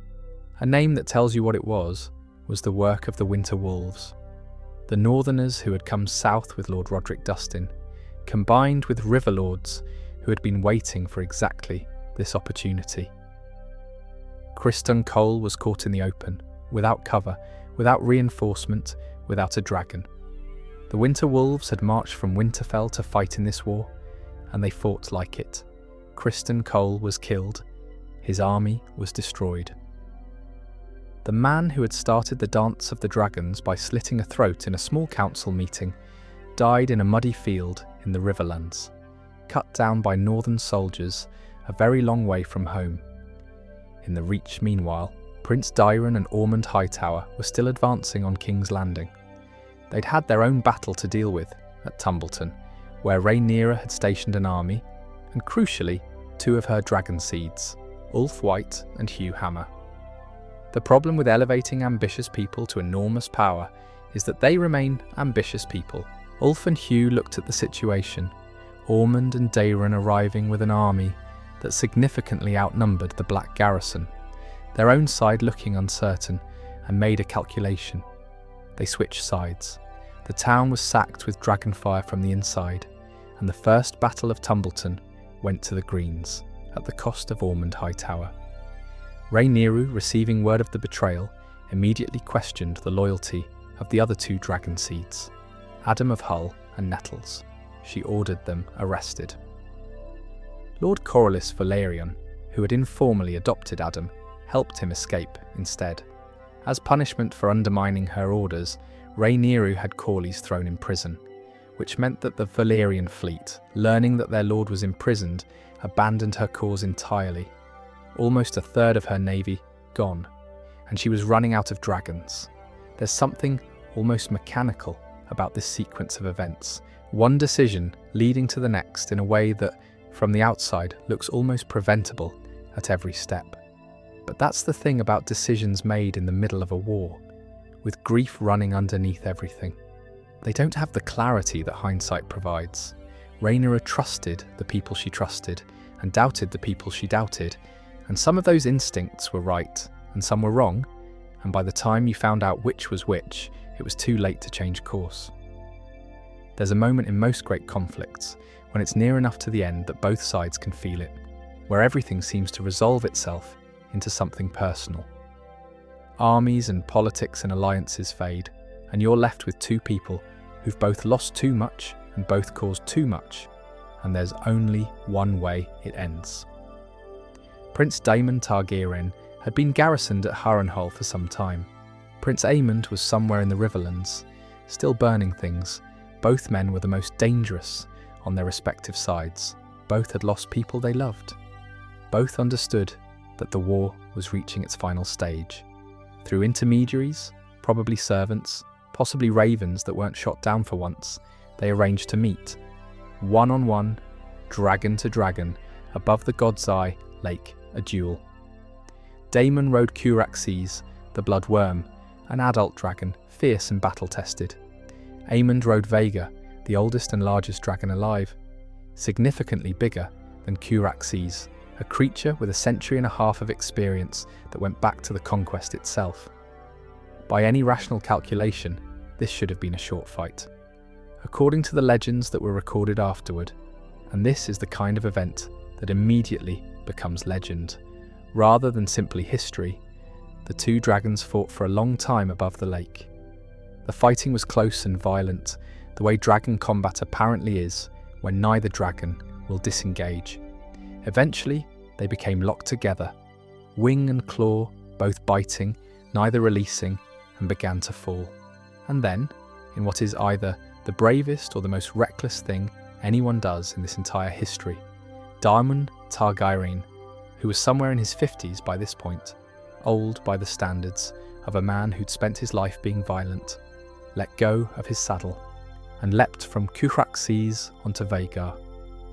He drove Darksister, the Vouchlerian steel sword that had been his, and before him Visenya's, through Aemond's eye. The same eye Aemond had lost as a 10-year-old boy, in a fight with his cousins, replaced with a sapphire, the sapphire that had given him his nickname, Aemond One Eye. Both dragons came down into the God's Eye. Both died. Aemond was found dead in the wreckage, Darksister still through his eye socket. Daemon's body was never recovered. What the lake did with him is not something the historians agree on, and the absence is, I think, part of how the legend was built. It's the kind of death, or possible death, that suits a person like Daemon Targaryen. Not dying in bed, not dying cleanly, but disappearing into a lake after leaping between two falling dragons at an advanced age to stab his nephew through the face. Dramatic to the last, the two most dangerous fighters in the Dance of the Dragons were gone. What remained was a war without its most formidable combatants, running on its own terrible momentum, with neither side capable of stopping it, even if they'd wanted to.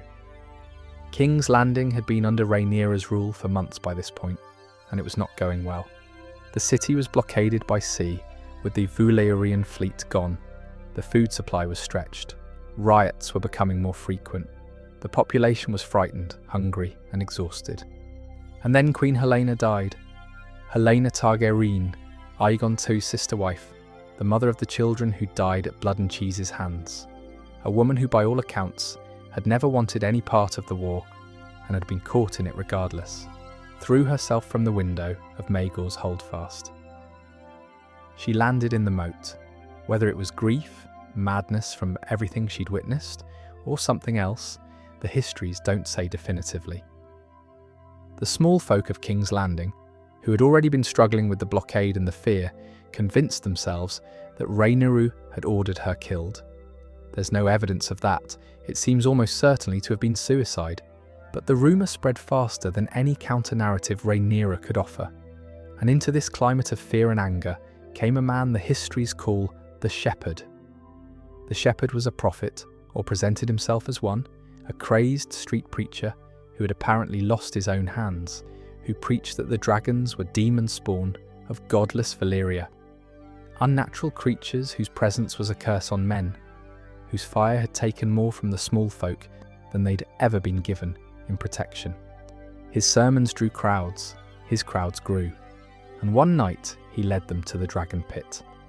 The dragon pit was where the Targaryens kept their dragons, a massive structure built over a hill, with enormous iron-reinforced gates and thick stone walls.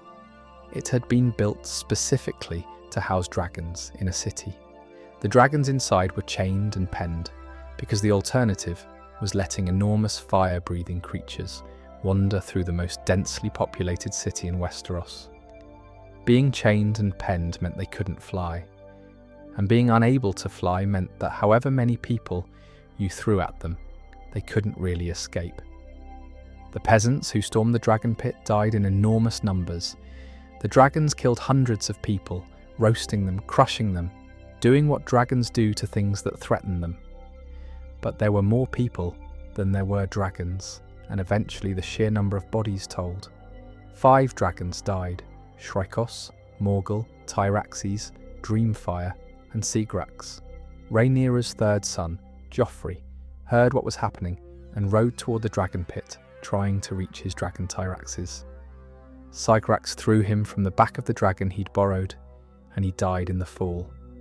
Then Seagrax, Rhaenyra's own bonded mount, the dragon she'd ridden since childhood, died in the chaos at the dragon pit, overwhelmed by a frenzied mob who had no bond with her and no ability to control her.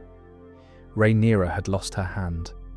Rhaenyra had lost much of her navy, her sons, now her dragon. She fled the city. What followed the dragon pit riots was the final grinding collapse of both factions simultaneously, a series of events that reads less like the end of a war and more like a series of doors closing, one after another, until there were no more choices left. At Tumbleton, the dragon seed Hugh Hammer, who had turned traitor to the Blacks and helped sack the town, had been developing ambitions of his own. He had a dragon, he had soldiers. He apparently began to believe that if the Targaryens were running out of true-born heirs, perhaps a man with a dragon and an army could present himself as an alternative. Before he could act on that, the other dragon seed, Adam of Hull, who had escaped arrest with Nettles and been trying to prove his loyalty to Rhaenyra ever since, arrived at Tumbleton with his dragon Sea Smoke. He attacked. The Second Battle of Tumbleton was, like so much of this war, a catastrophe that left everyone worse off. Adam died in the fighting, Hugh died, Ulf died, Tessarion, Prince Dairon's dragon, Dairon himself having already been killed, also died in the chaos. Prince Dairon was gone. 3 more dragons were gone. 2 dragon seeds who had briefly represented something genuinely unusual. Commoners with the power of dragon lords, both gone. Rhaenyra, meanwhile, had sailed to Dragonstone, the island that had been her home, her seat, the Targaryen ancestral stronghold. Rhaenyra grew up in King's Landing. She arrived to find King Aegon II waiting for her. He had been smuggled out of King's Landing at some point during Rhaenyra's occupation, had recovered enough from his wounds to ride, and had found his dragon Sunfire, badly injured, grounded much of the time, but still alive, on Dragonstone's shores. Sunfire killed Rhaenyra. The exact details are recorded somewhat differently across sources, but the broad shape is consistent. The dragon she'd spent years fighting found her before she could find safety, and she died on Dragonstone, eaten by a dragon, in 130 AC. Sunfire died of his long-standing wounds a few days later. The dragon who had survived the entire war, barely, painfully, on borrowed time, outlasted his purpose by barely a week. Aegon II returned to King's Landing. The city was still in chaos, a random squire having been crowned king by Sir Perkin the Flea during the disorder. That was dealt with by Lord Boros Baratheon's army, who cleared the streets. But TA Coalition, of Tully-led Riverlord forces had crushed Boros Buthrathion at the Battle of the King's Road, and was marching on King's Landing, GS Road, and was marching on King's Landing. Aegon had no army left to stop them, and no dragon. Sunfire was dead. Some days later, Aegon II was found dead in his chambers. Tainted wine was the official explanation. Who administered it was never established, and the historians who've argued about it since have reached no consensus. His young nephew, Rhaenyra's son, Aegon the Younger, was crowned as Aegon III. He was 10 years old. His mother had been eaten by a dragon. His younger brother was in captivity in Essos. He had watched the dragon pit. He became Kiwan, king of the 7 kingdoms. 8. He became king of the 6 kingdoms. He hated dragons for the rest of his life. The Dance of the Dragons ended, technically, with the Blacks winning. Rhaenyra's son sat the throne. But it's worth sitting with what that victory looked like, because it was the kind of win that's indistinguishable from losing if you look at the tally sheet. Before the war started, 18 dragons. After, 2, both wild, both riderless, both fading. The complete military capability that had defined and sustained Targaryen rule for over 100 years, gone in less than 3 years of civil war. Not taken by enemies, spent by Targaryens on other Targaryens. The human cost was also significant. The true-blooded Targaryen line had been decimated. Most of the capable people on both sides were dead. What remained was a 10-year-old king, a traumatized court, and a realm that had watched the ruling dynasty destroy itself and come away with certain conclusions about how unassailable that dynasty actually was. There's a structural argument about the dance that I find genuinely compelling, which is that the entire catastrophe was caused by one man refusing to make a decision. Viserys Rhai, faced with the question of whether his daughter or his son should rule, chose to answer the question by not answering it, and in doing so, left 2 factions to reach their own conclusions, dig in, and eventually fight a war over it. The dance wasn't inevitable. It was the product of a specific failure at a specific moment, which then ran its course with all the logic of a thing that can't be stopped once it starts. The longer-term consequences were just as serious. The Targaryens after the dance became a different kind of dynasty, more paranoid, more unstable, more prone to the kind of madness that the incest had always threatened to produce. Without the deterrent of dragons, the relationship between the crown and the great lords shifted. Lords who had knelt to fire were now being asked to kneel to ordinary authority, and some of them were not inclined. The realm was also exhausted in a way that had practical consequences. Harvests had been disrupted, towns had been burned, the Riverlands had been systematically ravaged by Aemon's campaign. Recovery took years. The small folk who had stormed the dragon pit and killed the dragons would live for the rest of their lives in a poorer, more damaged kingdom. And having killed the dragons, they knew it was possible to kill them. That knowledge doesn't go away. The Blackfire rebellions were coming. Robert's rebellion was coming. The seeds were planted in 130 AC, watered by every bad decision, an unstable reign that followed, and the harvest came roughly 150 years later. But that's getting ahead of ourselves. First, the Targaryens had some decades of ordinary, if often troubled, rule ahead of them. The kings who followed the dance are less dramatic individually. No dance of dragons, no world-ending civil wars, but they're interesting in their own right, and I think they're worth a tour. This is more of a looser section, a sort of character study of the dynasty as it moved through the middle of its rule, running on the prestige of the past while dealing, quietly, with the consequences of what the dance had cost. Aegon III, the Dragonbane. Aegon III became king at 10 years old, carrying more trauma. He'd watched the Dragon Pit riots from the Red Keep as a teenager, riots from the Red Keep as a small child. His mother had been killed by a dragon. His reign was defined, among other things, 2 of the last surviving dragons, Sheep Stealer and Silverwing, needed care, needed riders, needed the kind of attention that might have produced eggs, might have preserved the line. Juiced eggs might have preserved the line. Aegon III supervised that care with what historians describe as notable indifference. Under his watch, the last dragon eggs failed to hatch, and the last adult dragons eventually died without heirs. Whether he unconsciously allowed this to happen because he associated dragons with his mother's death and the destruction of his childhood, or whether he simply wasn't interested, or whether the dragon decline was going to happen regardless, the books don't resolve this definitively. What's clear is that by the time he died, the dragons were gone, and that was the end of the Targaryen dynasty's most fundamental advantage. He became known as the Dragonbane. Some said it as an insult, some said it as relief. Daeron Sh, the young dragon. His son Daeron I is a different kind of sadness. Brilliant, charismatic, the kind of young king that courts fall in love with.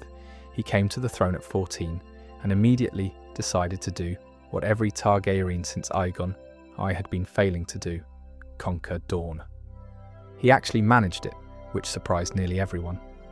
In 158 AC, with considerable military skill and a genuinely impressive campaign, Daeron conquered Dorne. He wrote a book about it, modestly titled Conquest of Dorne, which is either charming self-confidence or an early example of someone really wanting credit.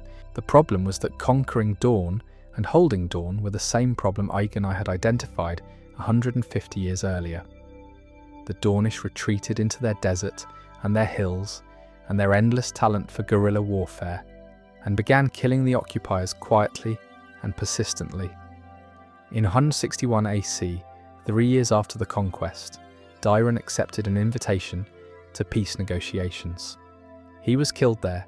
The negotiations had been a tree. 10,000 men had died conquering Dorne, and 1,000 men had died conquering Dorne. More than 50,000 died in the ensuing occupation, and at the end of it, Dorne was still free. Daeron I died at 18, which is part of why he's remembered more fondly than he probably should be. He's preserved as the bright young king, cut down before his mistakes could accubala. I was Daeron's brother, and succeeded him as king, unusual in his deep, consuming religiosity. He made peace with Dorne through a combination of genuine diplomacy and what people at the time interpreted as miraculous religious fervour. Walking into a pit of vipers to retrieve a Dornish hostage, apparently emerging unharmed. He built the Great Sept of Baelor in King's Landing, which stands until it famously doesn't in the main series. He also imprisoned his 3 sisters in a part of the Red Keep he called the Maiden Vault, locked away to protect him from impure thoughts about them. Eventually, she became pregnant. The father was not acknowledged for many years, and her son, Daemon Waters, would become one of the most consequential bastards in the dynasty's history. Wensleyan bastards in the dynasty's history. Baelor, having discovered this, fasted for 40 days and nights in penance and died of it, which is, to put it gently, an unusual way for a king to go. Aegon IV, the Unworthy. And then, skipping briefly over the competent but short-lived Viserys II, we arrive at Aegon IV, the Unworthy, who is, by near universal consensus, the worst Targaryen king. Aegon IV was large, lazy, politically arbitrary, and thoroughly lecherous. This last quality not exactly rare among medieval kings, but Aegon IV pursued it with a diligence that crowded out most of his actual responsibilities. He filled his court with sycophants and mistresses and had more acknowledged bastards than anyone could easily count. His single most destructive act came on his deathbed. In 184 AC, dying and apparently in the grip of either sentimentality or last-minute spite, he legitimized all of his illegitimate children, all of them, including the most famous one, Daemon Waters, the son of his imprisoned sister, Daena, who had grown up to be an extraordinarily skilled warrior, reportedly the spitting image of Aegon the Conqueror, and widely beloved. Daemon took the surname Blackfire after the Valyrian steel sword Aegon had given him years before. That legitimization took a political situation that was merely unstable and made it genuinely explosive. Because now Daemon Blackfyre had an unambiguous legal right to claim the throne, the support of a significant portion of the realm's knights and lords, and the most famous Valyrian sword outside the royal family. Aegon IV died, his true-born son Daeron Theku inherited, and within 12 years there was a rebellion. The Blackfyre rebellions, plural because there were 5 of them, spread across roughly 60 years, are one of the more important and less well-known chapters of Targaryen history, at least among casual viewers of the show. They rarely come up directly in Game of Thrones or House of the Dragon, but they shape the world those shows depict in ways that matter. Daemon Blackfyre, he'd been knighted at 12, the youngest knight in Targaryen history, the youngest knight in Westerosi history. He could fight, he was charismatic, he had Valyrian steel, he had the backing of some of the realm's most capable lords and knights, including his half-brother Aegor Rivers, known as Bittersteel, who was an extremely effective military commander. His motivations for rebellion are complicated, and honestly, more sympathetic than those of most rebels in this history. The status of bastard turned legitimized was an awkward one. There were legitimate questions about whether Daeron II, whose own legitimacy had been publicly questioned by his late father in a fit of pique, was really the rightful king. There were rumours, possibly spread deliberately, that Daeron wasn't even Aegon IV's true son. And Daemon had apparently been in love with a woman, the Princess Daenerys, who was instead married to the Dornish prince Marin Martell as part of Daeron II's Peace with Dawn deal. In 196 AC, Daemon raised the reversed Targaryen banner, black dragon on red, and declared for the throne. Half the realm declared for him. Half stayed loyal to Daeron. This is the point worth sitting with. Not a fringe rebellion, not a desperate last stand by an unpopular pretender. Half the realm. The Blackfyres had genuine support, genuine grievances, and a genuine claim. It was the closest thing to an even fight the Seven Kingdoms had seen since before the conquest. The war resolved at the Battle of the Redgrass Field in 196 AC, and it resolved there largely because of one man, Brynden Rivers, known as Bloodraven, Daeron II's spymaster and half-brother, who commanded an elite company of archers called the Raven's Teeth. Daemon had been winning. His vanguard had broken the Loyalist centre. He'd fought a personal duel against the legendary knight Gwaine Corbray, and won it, and then, having won, stopped his advance and ordered Corbray taken to the rear for medical treatment. Because Corbray had fought honourably, and Daemon would not simply kill him, it was, by any measure, a noble gesture, and it cost him the battle. Bloodraven's archers, positioned on a ridge called the Weeping Ridge, had been watching for exactly this kind of pause. They rained arrows down around the Blackfyre banner. Daemon's too, his younger twin son, picked up the sword and was killed too, and picked up the sword and was killed too. Bittersteel rallied the remaining forces, fought a duel with Bloodraven, took one of his eyes and managed to escape across the narrow sea to Essos, taking several of Daemon's surviving sons and daughters with him. There he founded the Golden Company, a mercenary organisation built around the dream of one day returning and claiming the throne for the Blackfyre line. The Golden Company, if you've watched Game of Thrones, will be familiar to you from a later context. By the time the main story happens, the Blackfyre line is extinct. The last male Blackfyre, Maelys the Monstrous, was killed by young Barristan Selmy in 260 AC, at the end of the 5th Blackfyre Rebellion, but the company itself survived and came back to Westeros eventually under Cersei Lannister's invitation. 5 rebellions in 60 years, all of them failing, all of them weakening the Targaryen dynasty a little further. Not destroying it, the crown survived each one, but wearing it down, creating resentments, forcing the kings to spend political capital on suppression rather than governance. Daeron II, the king who tried to be fair, tried to keep the peace, tried to integrate Dawn, died having spent much of his reign managing the consequences of his father's deathbed decisions.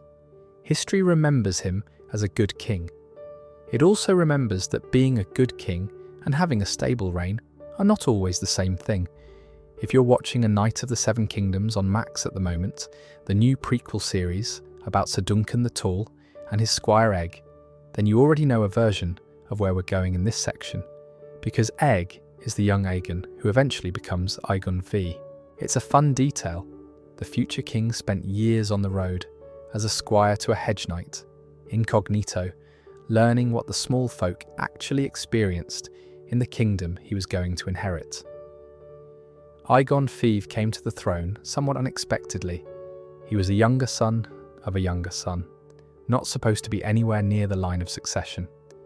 The deaths and abdications of brothers and uncles brought him there, and it might have made him a better king than many. He had, genuinely, seen the realm from the outside. He knew what it looked like when you weren't looking at it from the Red Keep. His reign was marked by genuine attempts to improve conditions for the small folk, land reforms, legal reforms, curtailing the more extreme privileges of the noble houses. The great lords hated most of this, blocked what they could, and generally made Aegon Fi's well-intentioned governance as difficult as possible. He made allies where he could, and he was always running slightly behind the resistance. But the thing that dominates the end of Aegon Fi's story is the dragon eggs. There were 3 of them left, kept at the Targaryen summer palace of Summerhall as heirlooms, the last physical remnant of an era that had ended a century before. Aegon Fi had spent years, apparently, becoming convinced that hatching them was not only possible, but essential. Whether this was tied to prophecy, to the old Targaryen belief in a great winter coming, to his own desire to restore the dynasty's power, probably some mixture of all 3. In 259 AC, Aegon Five gathered a significant number of people at Summerhall, Maesters, Knights, his family, and attempted some kind of ritual to hatch the eggs. What exactly happened is one of the great mysteries of this history. The official records are fragmentary, possibly deliberately incomplete, possibly destroyed. What is known is that there was a fire, a catastrophic one. Summerhall burned, Aegon Fi died in the fire, his son Prince Duncan died in the fire, many others died in the fire. The eggs were presumably destroyed. What the records do suggest, and this is the part that sits at the intersection of history and prophecy, which is murky ground, is that Rhaegar Targaryen was born at Summerhall that same night. The future crown prince, born in the middle of a fire that killed his grandfather and uncle, and who knows how many others.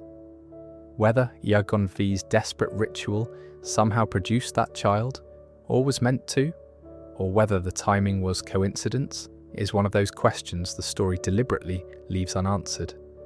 Rhaegar himself grew up knowing he was born out of that catastrophe, and spent much of his life convinced it meant something, that he was the figure the old prophecies described, the prince that was promised.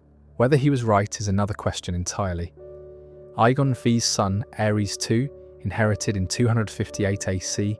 Technically, the timeline means Aerys was already king when Summerhall burned, as Aegon died there, and began a reign that started with genuine promise and descended into something that Aerys II, Targaryen, became king in 262 AC at around 18 years old. And for the first several years, the signs were encouraging. He swept out the old men who'd accumulated at his father's court and brought in a younger, more energetic group of advisors. He was enthusiastic, ambitious, full of plans for improving the realm. His closest friend and his hand of the king was Tywin Lannister. This is one of those pairings that feels, in retrospect, like everything that could go wrong eventually did, but at the time it made sense. Tywin was, arguably, the most capable man in Westeros. He'd suppressed the Rhaena Tarbeck revolt at an absurdly young age, eradicating one of the most powerful families in the Westerlands, so thoroughly and so ruthlessly that the lesson stuck for a generation. He was disciplined where Aerys was impulsive. He was organised where Aerys was erratic. Together, they ran a reasonably effective kingdom for about 15 years. The cracks began appearing in the two Aesvantes. Aerys became increasingly jealous of Tywin's reputation. There was a saying, apparently common in the court, that Tywin Lannister was the real power, that the Hand had effectively been running the kingdom. Aerys heard this and did not take it well. When Sir Ilan Payne was overheard at a feast whispering, accurately, that Tywin was the real ruler, Aerys had his tongue ripped out with hot pincers. Not metaphorically. Actually, he refused to allow his son Rhaegar to marry Tywin's daughter Cersei, which had been widely expected, and which Tywin clearly wanted. He became suspicious of the rumour, possibly accurate, that Joanna Lannister, Tywin's wife, had been one of Aerys' lovers before her marriage, and that Aerys resented Tywin having married her. Whether that was true or not, the relationship between the two men had shifted from friendship to something considerably cooler by the mid-270s. And then came the defiance of Duskendale. Lord Dennis Darklyn of Duskendale had a dispute with the Crown over taxes and local governance, and resolved it in what we can generously call an unconventional way. He refused to pay, declared his independence, and when Aerys came to the city to deal with the matter personally, Lord Darklyn had him seized. Held hostage, inside Duskendale, behind its walls, for approximately 6 months. Tywin Sir, he agreed to let Barristan Selmy go in alone at night to extract the king, which Selmy did in what became one of the most celebrated pieces of personal bravery in the history of the King's Guard. Bravery in the High the Darklyns were executed, down to the last family member. Ned alive, down to the last family member. The experience shattered whatever had been holding Aerys' mental stability together. The historians say that the defiance, combined with the existing paranoia, broke something fundamental. He stopped allowing people near him with blades. He stopped bathing. His hair, uncut, grew down to his waist. His fingernails grew into curling, yellowed claws that nobody was permitted to trim. He retreated from public life, and the thing he'd always found comforting, fire, became an obsession. The reign of Aerys II in its later years is one of the more documented descents into tyranny in this history, which is saying something given the competition. What makes it different from, say, Maegor the Cruel is that Maegor's brutality was in service of specific political goals. Aerys' brutality was increasingly about the fire itself. He began having enemies burned alive. Not hanged, not beheaded, burned, with wildfire when available, or simply set alight in the throne room. Lords who had offended him in some minor way, maesters who gave him unwelcome advice, people about whom he had developed an unshakable conviction, with or without evidence, that they were plotting against him. Jaime Lannister, who joined the Kingsguard in 278 AC, partly as a genuine honour, and partly because Aerys used it as an opportunity to deprive Tywin of his heir, described Aerys' face during these executions years later as showing a kind of joy he didn't show at any other time. A particular, private pleasure in the fire that was different from anything else about him. Whether that's madness in a clinical sense, or something darker, or simply what power over life and death does to a certain kind of person, in a certain kind of deterioration, hard to say with certainty. It was clearly beyond what Tywin Lannister resigned as Hand of the King in 281 AC, following the Great Tourney at Harrenhal, and returned to Casterly Rock. Harrenhal and returned to Casterly Rock.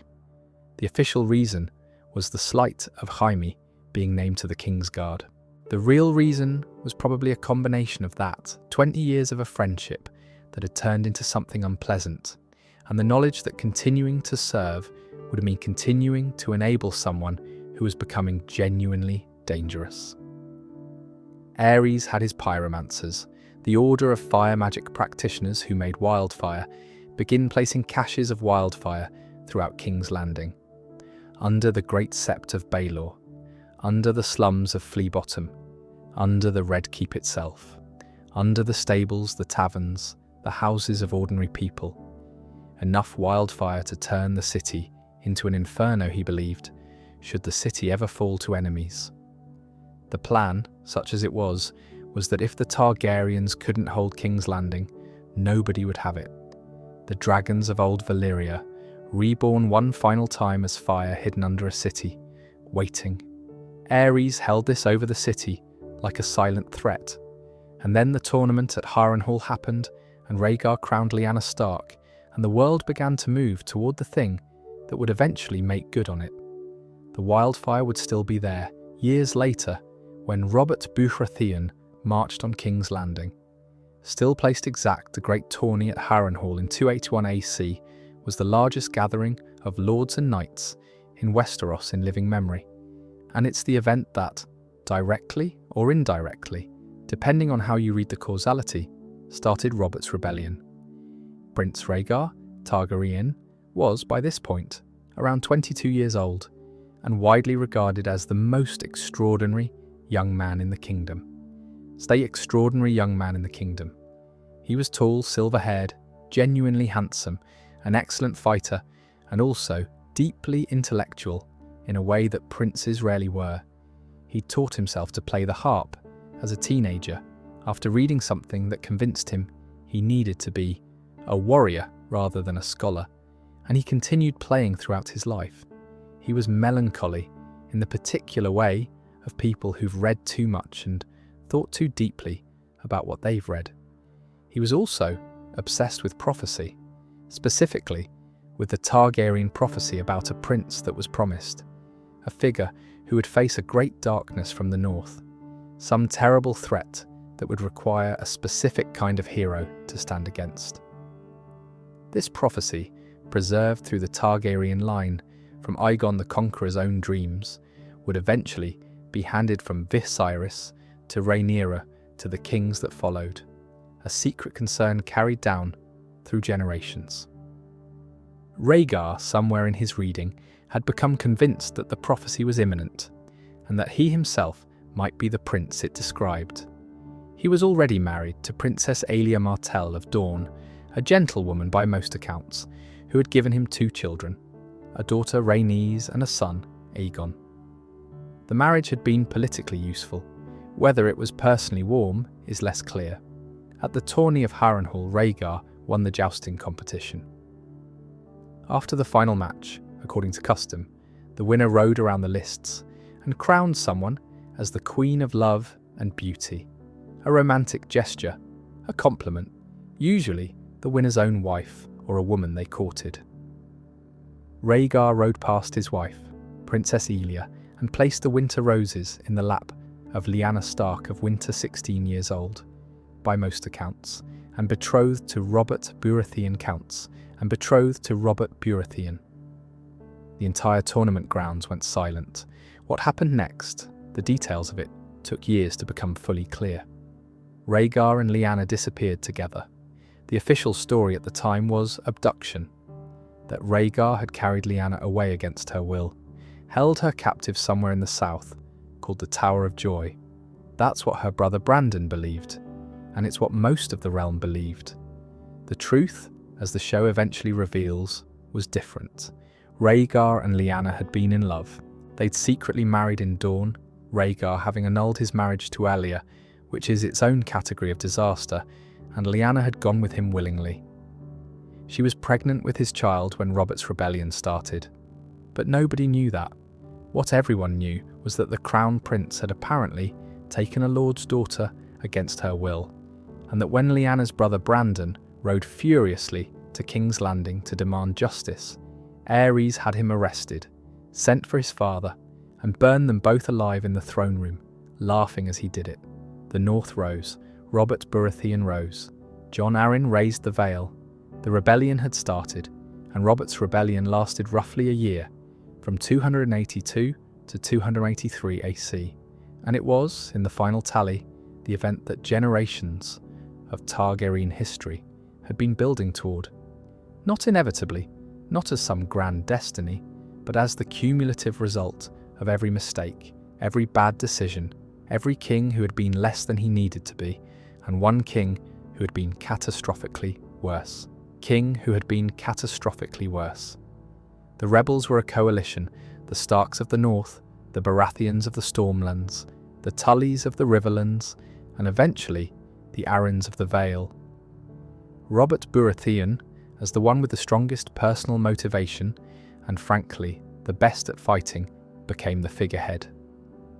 Eddard Stark, who had been Robert's close friend since they'd both been fostered as boys with Jon Arryn in the Vale, was his most trusted commander. The campaign had the usual messiness of a real war. Robert lost an engagement at Ashford early on, which could have been decisive, and wasn't. He won the Battle of the Bells at Stony Sept, which turned the tide. The rebel armies crossed the Trident and consolidated for the Con Prince Rhaegar, who had been in Dorne with Lyanna, emerged to lead the Royalist army himself. He might have sent someone else. He didn't. Whether this was honour or a sense that the battle had been building toward him personally, or simply the awareness that his father could not be trusted to command effectively, probably some combination. They met at the Battle of the Trident. The details, as with most medieval battles, are somewhat difficult to reconstruct with precision. What is clear is that Rhaegar and Robert found each other in the fighting, as both of them apparently intended, and fought. Robert killed Rhaegar in the river, driving his warhammer through Rhaegar's chest. The rubies set into Rhaegar's armour scattered across the water. The Ruby Ford gets its name from this, in the books and show alike. With the prince dead, the royalist army collapsed. The lords who had been undecided immediately began making new calculations. Aerys in King's Landing was told his son was dead. His response was to send his pregnant wife, Rhaella, and his youngest son, Viserys, to Dragonstone, which he apparently correctly identified as safer than the capital.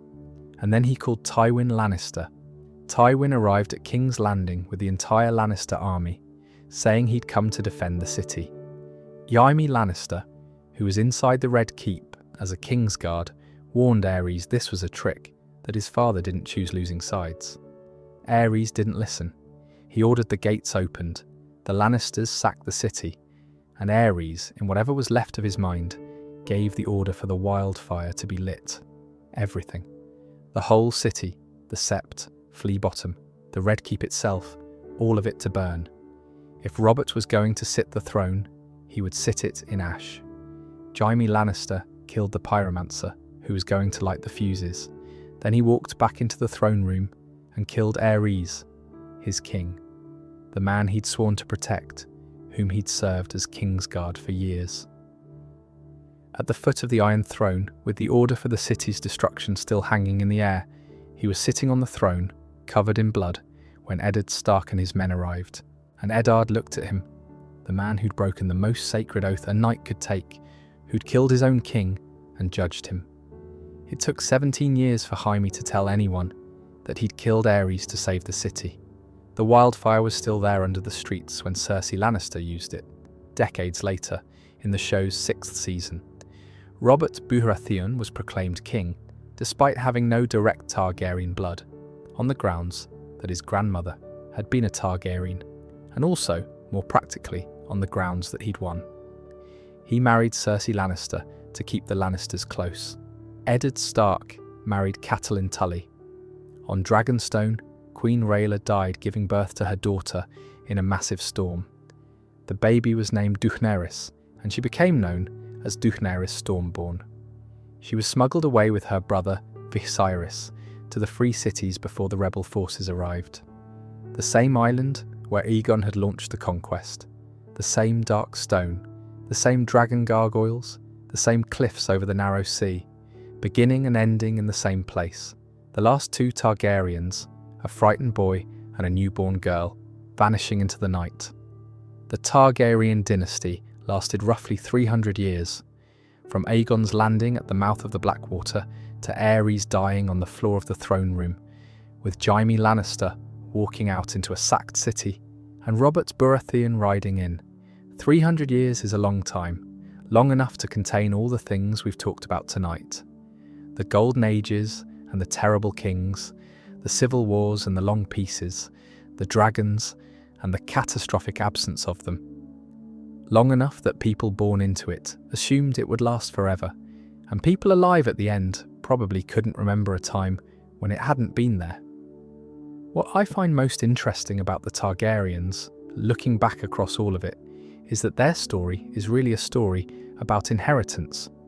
Not just who inherits the throne, though obviously that causes most of the wars, but what gets inherited and what gets lost. The dragons passed from generation to generation until they didn't.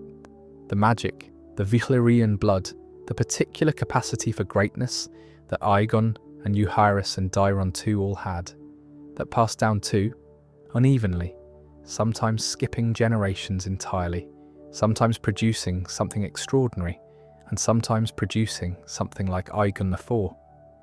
The incest is part of that story too, the attempt to preserve the bloodline, to keep passing down whatever made the Targaryens what they were, slowly accumulating damage over generations until eventually it produced Ares. There's something almost Greek tragedy about it. The thing they did to preserve their greatness became the thing that undid it. Daenerys is out there somewhere, across the narrow sea, in a city she doesn't remember, growing up speaking High Valyrian in the house she was told to call home. She'll find her way back eventually. That's a whole other story, one we might get to in another video. For now though, that's the rise and fall of the Targaryens. Fire and blood from beginning to end. The way the words always promised.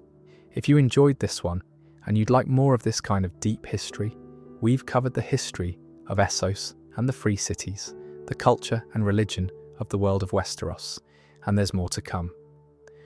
All in the playlist. Good night, or good morning, if that's where you are.